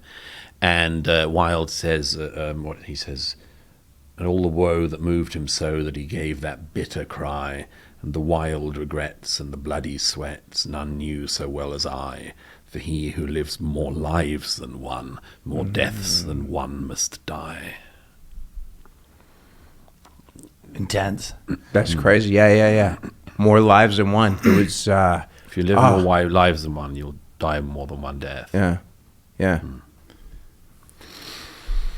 Well, so but when you go look at JJ or whatever, it's like, it's just obvious, like your sexuality is who you're into. But then if you think of trans, you go, the evidence for a guy being gay, you're like, well, yeah, he wants to have sex with dudes. It's like pretty cut and dry. But trans, you go, I'm born in the wrong body. But what is the, like... I think it's all almost all nonsense with a small, tiny, infinitesimally small number of people. The rest of it is all a social contagion, and I don't believe in it. Okay. I don't think it's the case. And by the way, it's also totally deranging for the society to pretend that the only people born in actual sexed bodies are trans people who are born in the wrong body. What a like just logically, it doesn't make logical sense. Nonsense. And I will. Brains kind of like don't work like that. It feels like, I don't know. It does this, and also, by the way, I mean, Jordan and I were talking about this recently. But one of the biggest lies in our era, and God knows there's a target-rich environment to choose from. One of the biggest lies in the era is that children know who they are, and that is such horseshit. Children do not know who they are. They do not know who they are. Think back to ourselves as children. We wanted to be a pirate. I wanted to be an Egyptologist and an archaeologist and also an astronaut for most of my childhood. And People at my school all wanted to be black. okay, there you go. But the point is that you're constantly negotiating with the world around you. That's what child is about. When children get the mimetic thing of learning from other people, looking at all the time, looking at learning. It's not the case. There is this echt, innate self that the child has, which the environment sort of has to just accept. The environment has created the child. That's why every time you see some insane blue-haired couple, who don't identify as anything, who say, we're so proud, we've got a non-binary daughter and a trans son. You go, oh, what are the chances of that? Yeah. Wow. I mean, that's statistically so wildly improbable unless it's environmental. And the thing that's so weird about this is, the thing with gay that's so different, is that clearly gay isn't environmental, or at least very unlikely to be, because most gay kids grow up in straight households. And children of gay parents don't grow up to be gay automatically, obviously. But the crucial one is that gay people have to struggle with the thing of being different from everything around them, or almost everything around them. Whereas at the same time, we're pretending that trans children, which do not exist, there is no such thing as a trans child. It's such a dangerous thing to have put into the lexicon, like gender-affirming care.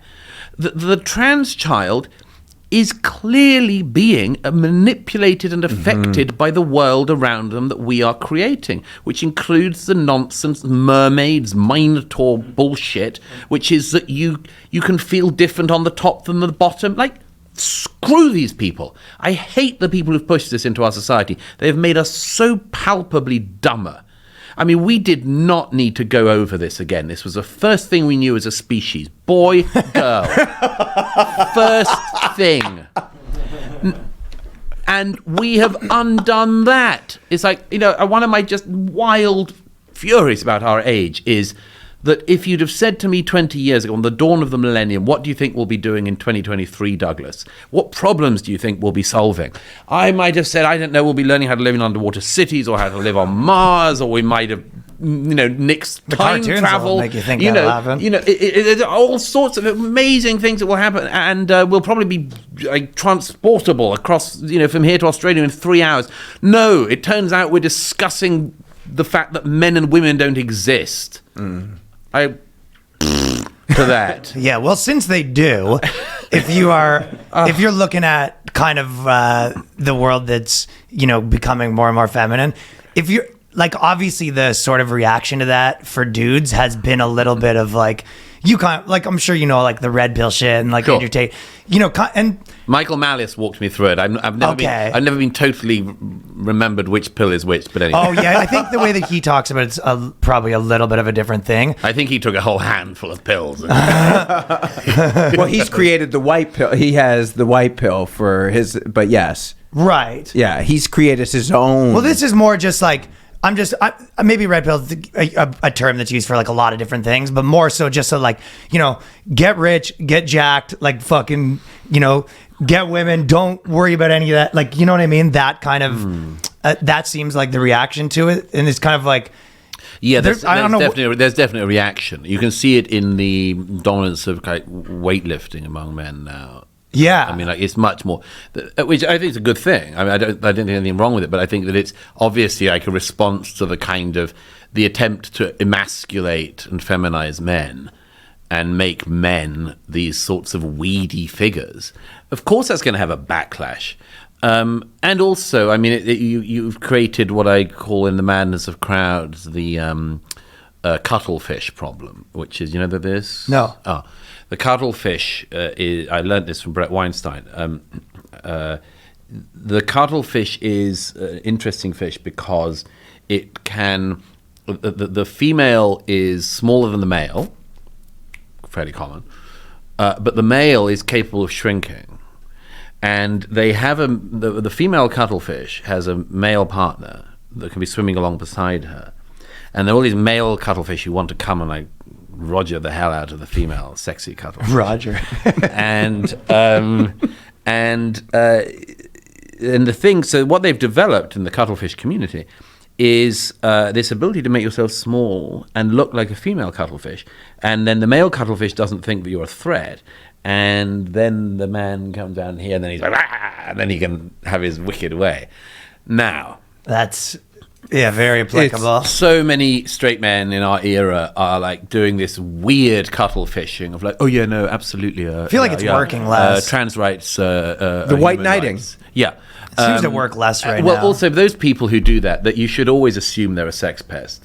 Always assume it. Just always. Again, same rule. The ones who do all of the talking about the virtues of that are always bound to be the worst. So, but those people, and it actually did happen to a colleague of mine. I've told this story before, but it was so funny when the anti-Trump pussy hat protest happened in 2017. A colleague of mine was covering it and told me this just delicious story of the fact that all these women were walking around with the pink hat and there were these men obviously like fuck the patriarchy and this friend said they had Gladiators. yeah, exactly. Yeah, they're all. I can never do that. That's my English idiot voice. Like, yeah, fuck the patriarchy. But whatever it is, but in American. It's a frat boy activist. Yeah, it's a frat boy activist. So yeah, totally down with this. And there are all these people. There are all these guys who've been doing that all day. And then there was some after party somewhere, and my colleague said he ended up in this group that was all men from home, like the last woman that happened to be in that circle left. And one of these guys just like looked around the others and goes, "Can you believe how much pussy there is here?"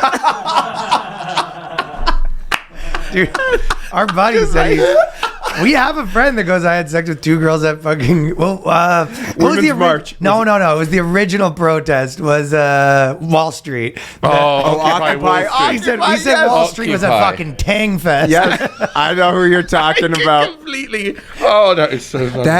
This is so He said if you couldn't pull out Wall Street, you're gay. All you had to do was say, down with the international monetary system.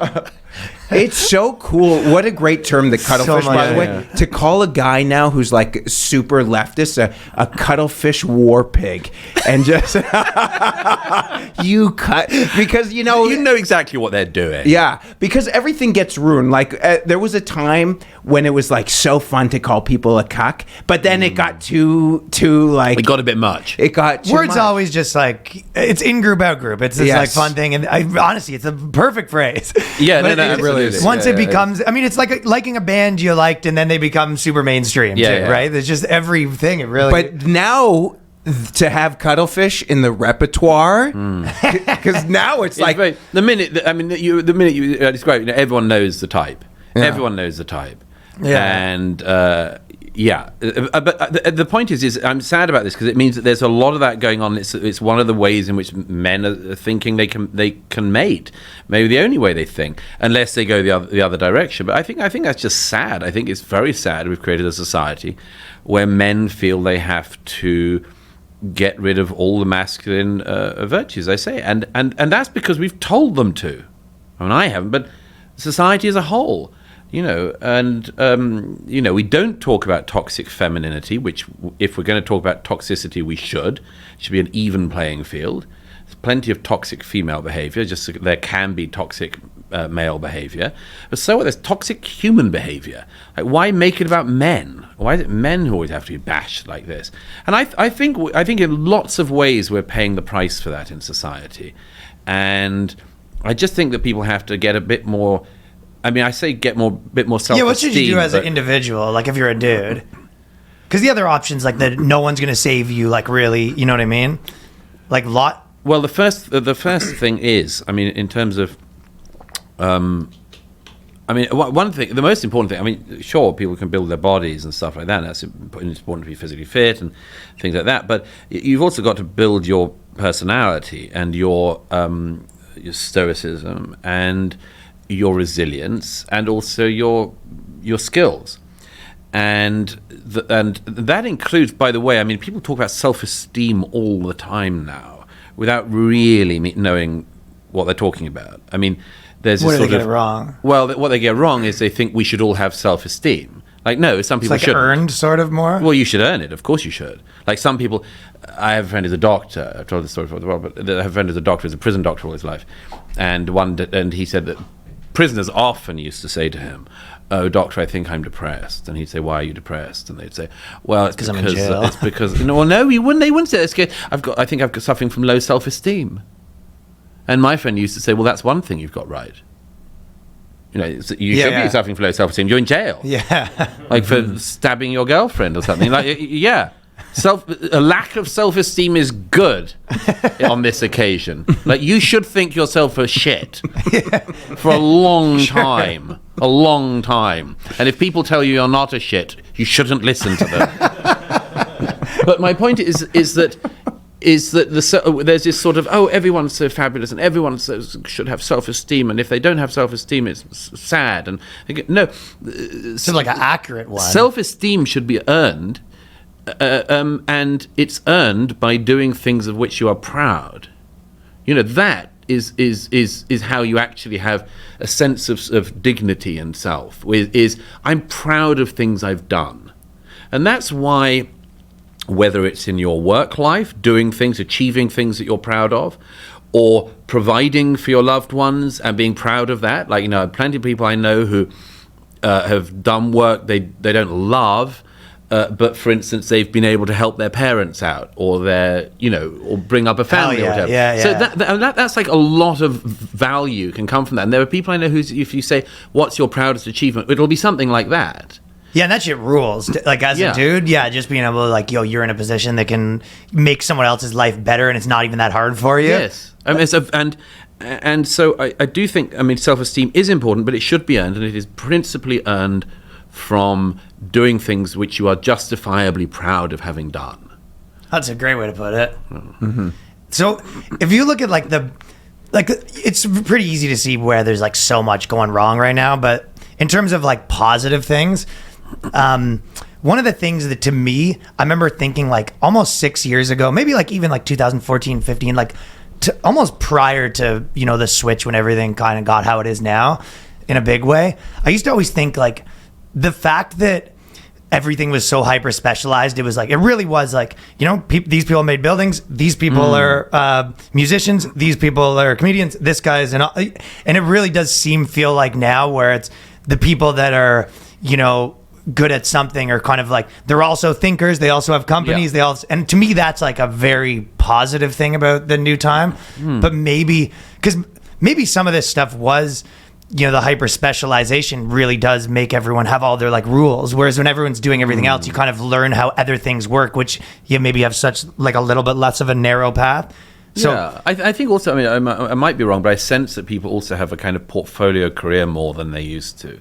At least I can think of a lot of people who have, like, several portfolio career, like several careers on the go, several things they do. They go side hustle of that, and they do this. Their main thing is this. And again, that's more in America. Seems good. Yeah, it's more in America than elsewhere. But I notice in particular here, like, quite a lot of people have several things going on. But it also makes it so it can't affect you as much. Like, if you have, for example, if you're like a dude and it was kind of like, this environment's like hostile to dudes, it was like, well, that's one of your 6 environments. Like, right, it don't affect you nearly as much. And if it gets more out of that, and you go, okay, I phase that one out and do more of these.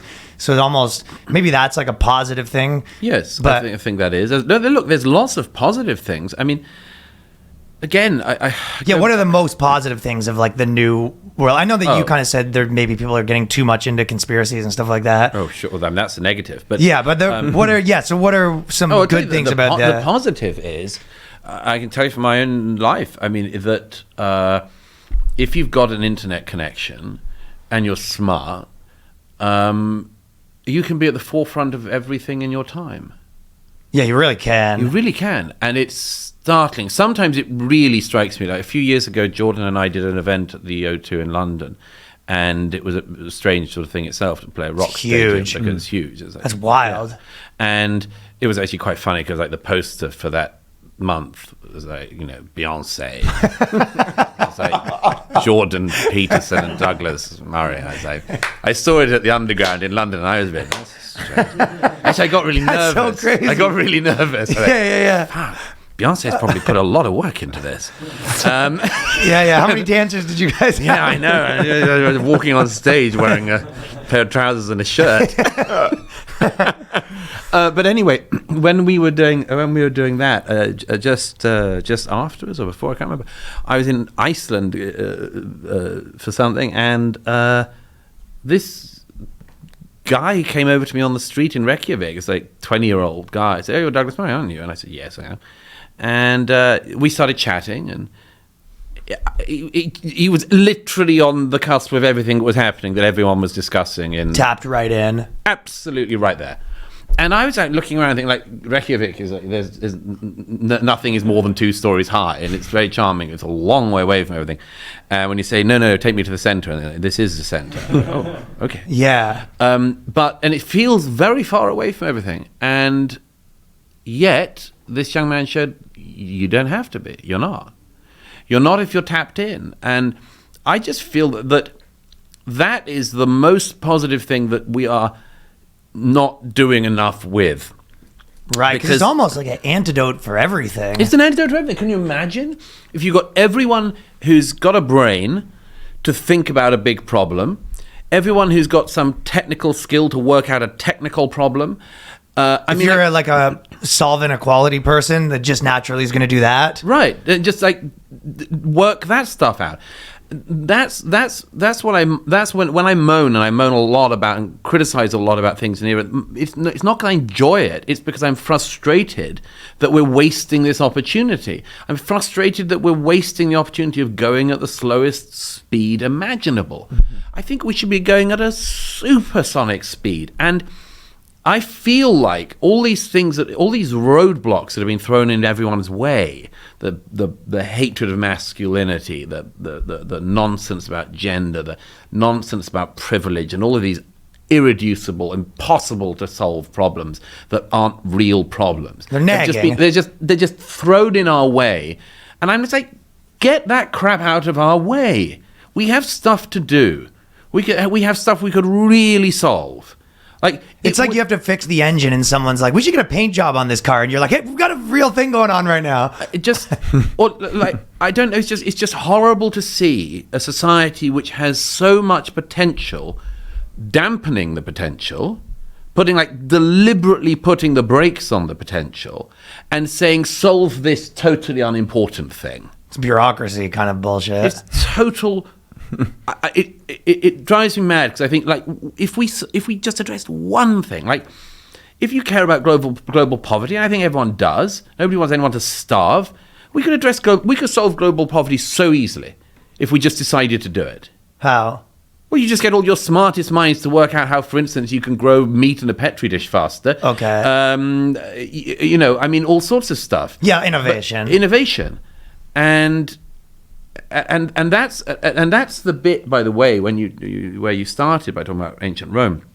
That's the reason why you just can never predict things when you're in them, because human ingenuity always comes along or doesn't. It's just dependent on human beings.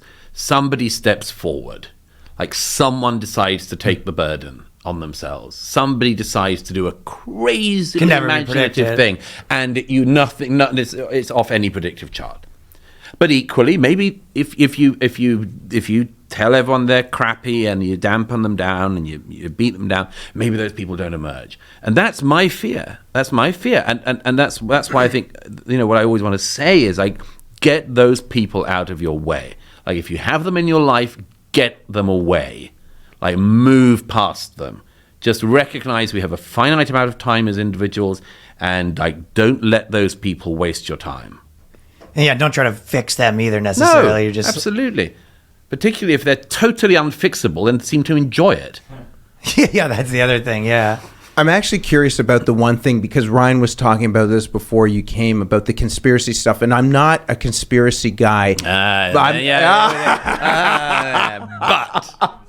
No, but we dabble. But I mean, I like a good theory. Period. I mean, I'm not like you. Just want to. You're like, okay, what's going on? I don't know. I just, as a comedian, especially, you're just like, I like a good wild theory. But, Okay, go but on. I am like I said, I am a huge fan for years of you and very similar thinkers of like you. But there is something I didn't know this about your thoughts on. There's so many conspiracy theorists right now, which is true. Sure. So everything you said, yeah, that's like objectively true. yeah. Objectively true. But don't you think there is something true about people like yourself still getting stifled for your opinions, especially when you talk about, if you were to have these opinions about, just man, that's basically like what Jordan Peterson, clean your fucking room, man up. Mm-hmm. And it's like, that I started making my bed because of that, man.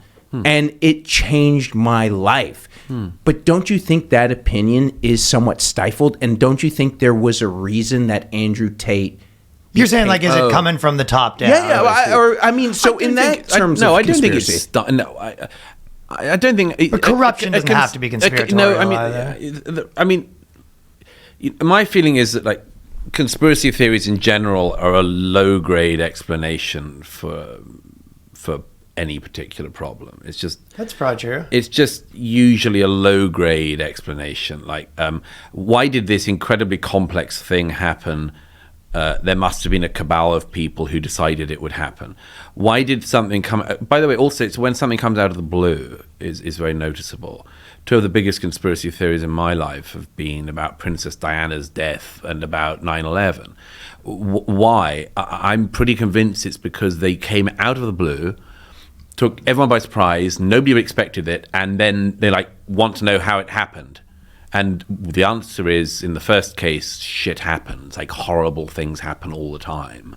Like a drunk driver, sadly, But some people can't. But some people can't cope with that. They're like, but this person who I was reading about and following every day, somewhat too obsessively, has just gone for my life, and I've got a hole, and I need to fill it, and so, that. Same thing with 9/11. Most Americans, like most other people in the West, had no idea about jihadist terror until 9/11. Woke up very fast to the schisms and the problems within Islam. And some other people were just like, how can the Twin Towers come down? It's just a different mindset. Mm-hmm. I think, by the way, a lot of that is, again, dependent on how happy you are in your life.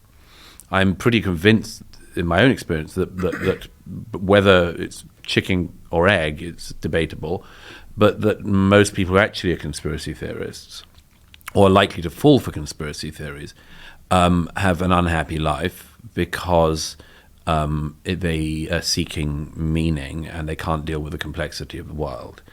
And they go for these simplistic, weird explanations. Now, you do have some exceptions to that. I mean, I saw RFK Jr. briefly the other week in New York, and he's very interesting, of course. But one of the things that has struck me about him is, and he said this in his conversation with Bill Maher the other month. He told Bill, RFK Jr. told Bill that he doesn't believe that Saran assassinated his father. Mm-hmm.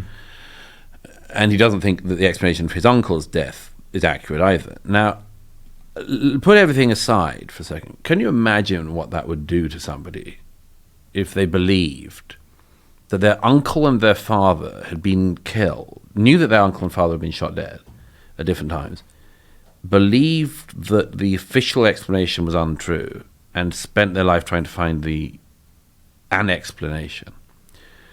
It would make you a totally different person. A wildly different person than if you, and I'm not saying this is it, but if you accepted that your father was killed by the person who it said he was killed by, you might be able to close that and do other things and get on with things. So what do you... I think it's made him disproportionately dedicated to conspiracy theories as an explanation for things. And it might have done to me if I'd have had that horrible thing that happened to him twice. But I just think that I think in general conspiracy theories come from an inability to deal with the complexity of the world, including the randomness of life, and the desire to search for meaning is so strong, and to find a pattern, to find an explanation for things. You know, we've all had it in our lives. Definitely. You're always trying to be like, how can I like slot this information in here in a way that like makes sense with all the other things I think. Exactly. And it usually will form into something that you already pre-existingly thought. Like if you already had some idea that the world was run by a group, it will slot into there. That's fascinating you said RFK, because now it's like you think about everything that he stands for. It is like vaccine conspiracy, right? RFK, JFK. Yeah, this is. I think it'd be very hard not to do that. But there's some part of it where there's messages like even when he says he'll be like, oh, I'm not, but it's not that conspiratorial to be like this. It doesn't have to be conspiratorial to be like, hey, this drug company like pays billions of dollars so they don't have to test it that hard. Right. And it's like, here's the information. It's like, it's not even really like some behind closed doors thing. You can just look like that's how the incentive structure is set up. Which isn't a conspiracy. That's just something that's happening. So I guess there's both. There's like maybe two conspiratorial, and then there's also just normal shit where people are saying it's a conspiracy theory. Well, look, I mean, conspiracy theory is definitely a term that has been massively overused, and it's been used about things that are true. You know, in our own lifetimes, and very recently, you know, with the lab leak conspiracy theory,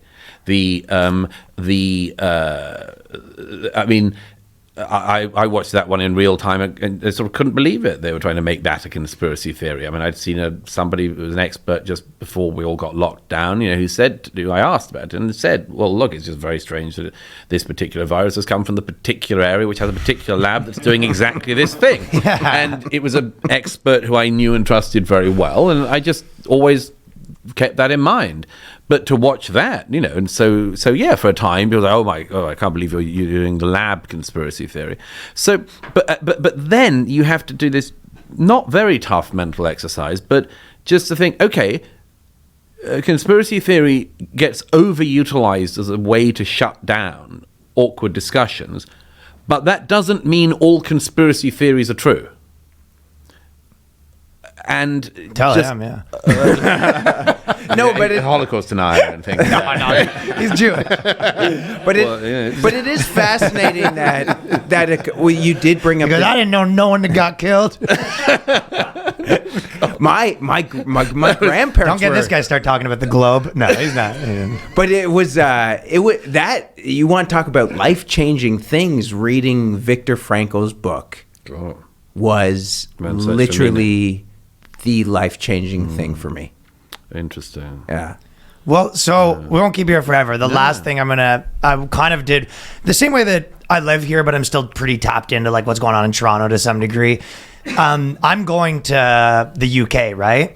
And I'm doing a Europe tour and I'm going to London. And I was kind of like, while I was just looking at stuff and I was going to do some promos, I was kind of finding all these articles where it was like they're locking up like 9 people a day for speech, and I just hear, I know that it's often you kind of I'll hear things people in America say about Canada, and I'm just like, you guys are kind of off about it. It's not really exactly true. You know what I mean? Yes. But I feel like you being tapped in, like, is it really gotten out of control, or was that like the peak before? Because I'm hearing like, you know, I know Count Dankula with the pug stuff, like, but I was reading the thing and they go, it went up like, I think it's at 8,000% or whatever, the arrests, and then you see all these videos and this and that, and you go, is it really kind of out of control, and is it just like one government, or like I guess my question in a nutshell is like, what's actually going on?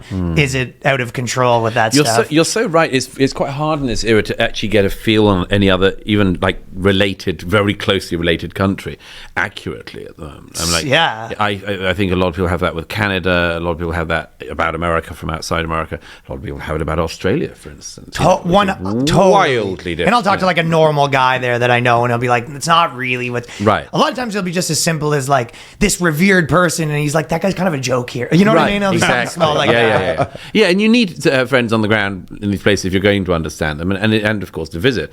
But look, the truth is the situation of free speech in the UK is not good, and it never is. And partly that's because in the UK we don't have the First Amendment protections that exist in the US. I mean, when I'm writing in the American press, as I do every week, I definitely write in a slightly different way than I do for the British press. Ooh, I didn't know. Interesting. Well, it's because you get libel lawyered a lot more in the UK because you don't have First Amendment protection. And we also have a horrible system of self-regulation of the press, so the thing that people can just complain about you and you get tied up in this endless process of bureaucracy, whereas Mark Stein once said, the punishment is the process. And so it's definitely not as healthy as it is in the US. I think the US is healthy. And the thing in any diverse society is you basically, as Fleming Rose made this point in his book, you basically have two choices. If you've got an increasingly diverse society, you either clamp down on speech or you accept that you've got to have a much wider range of speech than you might be comfortable with. And who said that? Fleming Rose, a friend who was, among other things, a distinguished Danish journalist, but who also came to international fame when he published the cartoons of Mohammed in Denmark. Oh, okay. Anyway, he's a great guy, and he wrote a very good book called The Tyranny of Silence about that. And he made that point in that book, and it's a really crucial point that not enough people have understood. Those are the two options in front of you. You either clamp down on speech in general, or you just accept, it's going to be a bear pit out there.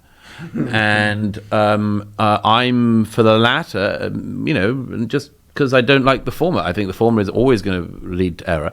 And, for one of the reasons that Hitch, among others, used to outline, which is, like, who would you appoint as censor? Who do you think can decide what I can write and read? Yeah. Is there anyone who's good enough? Nominate someone.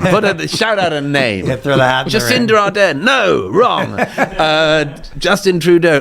There's nobody in the society virtuous enough. Not the most virtuous man, not the most deep-thinking rabbi or the most thoughtful philosopher. I wouldn't trust anyone. And they get to be like, no on this, yes on this. Yeah. Absolutely.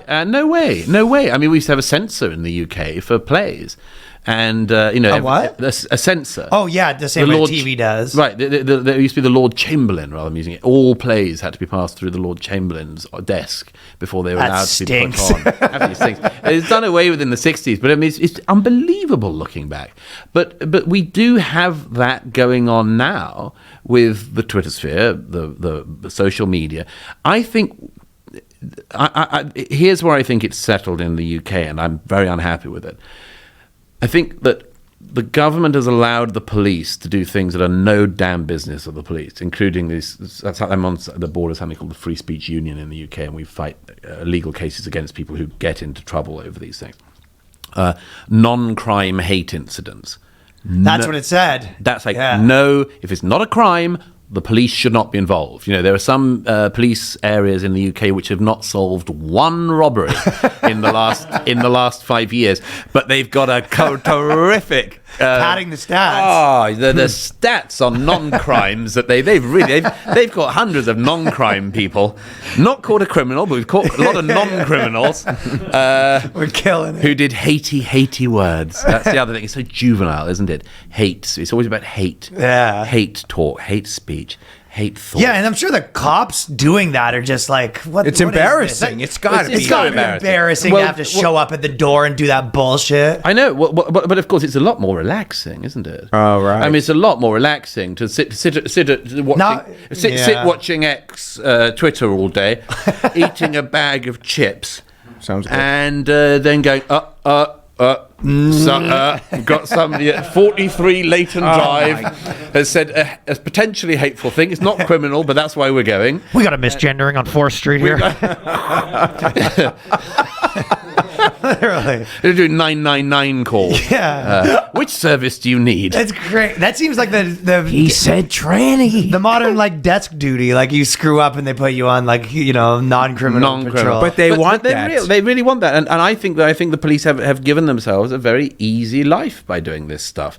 Oh, and I think, and I didn't think of that part of think it. Here's the other thing. You're like, hey, there's a stabbing in the bad area that you don't want to go to. Oh yeah, of course, yeah. I mean, like you might have to catch No, a I'd stabber. love that, but I'm chock full today. Been a I'd lot love of to go. tweets. I'd love to go and sort out the machete incident, but anyhow. But So everyone's complicit in it a little bit. I think, and by the way, it's shameful that I never stop telling people in the UK that it's shameful this has happened after 13 years of a Conservative government, which should not. That's interesting. Why is Yeah. that?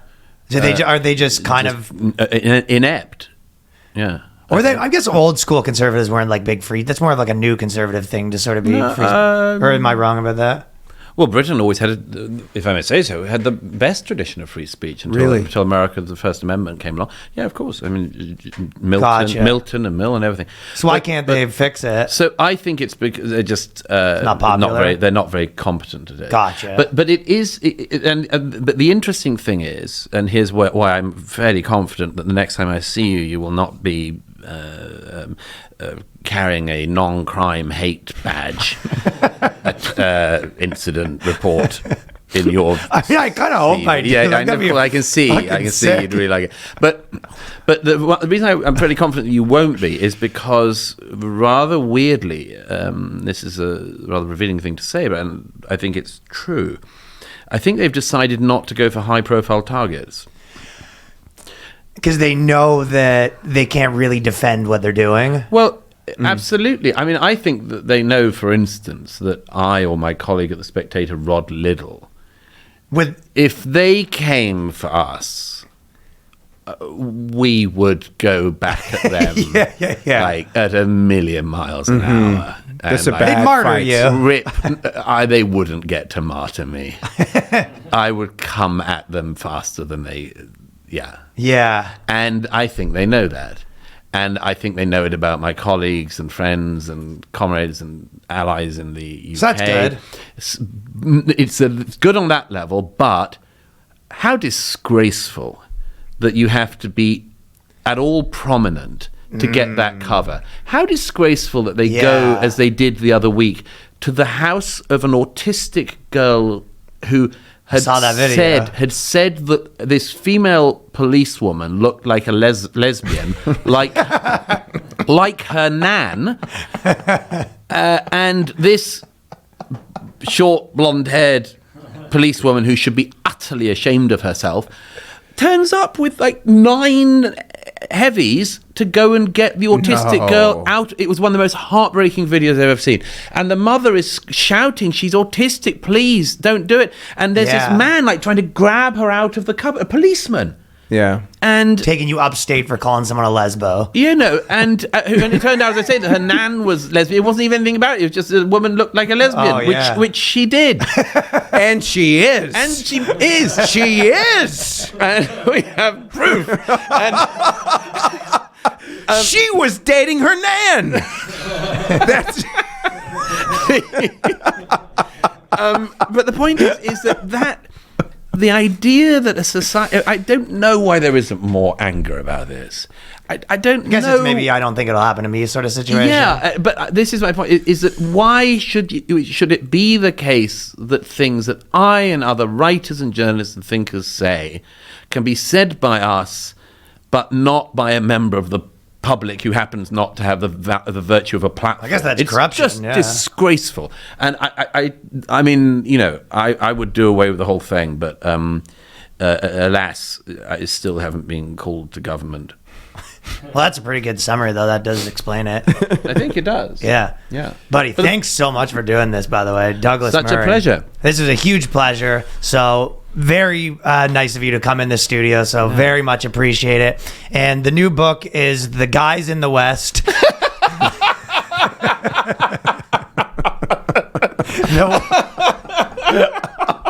Men of the West. The Men of the East. The War on the West. The War on the West. Men of the West. You know what's crazy? A relative of mine said they just completely not tapped into any of this stuff. Messaged me out of the blue maybe like 5 months ago, being like, "Oh, I just read this book and it was amazing. This guy's amazing. Do you know him?" And I was like, "Oh, he's actually like buddies with my friend and blah blah blah." But, so So the War on the West. War on the West. Men of the West is a calendar that will come out. That's a book I'm writing about. I wrote that book. It's just pictures. Oh, yeah. Great pleasure. Thank this you has very been much. It's awesome. The Boys Cast. Thank you.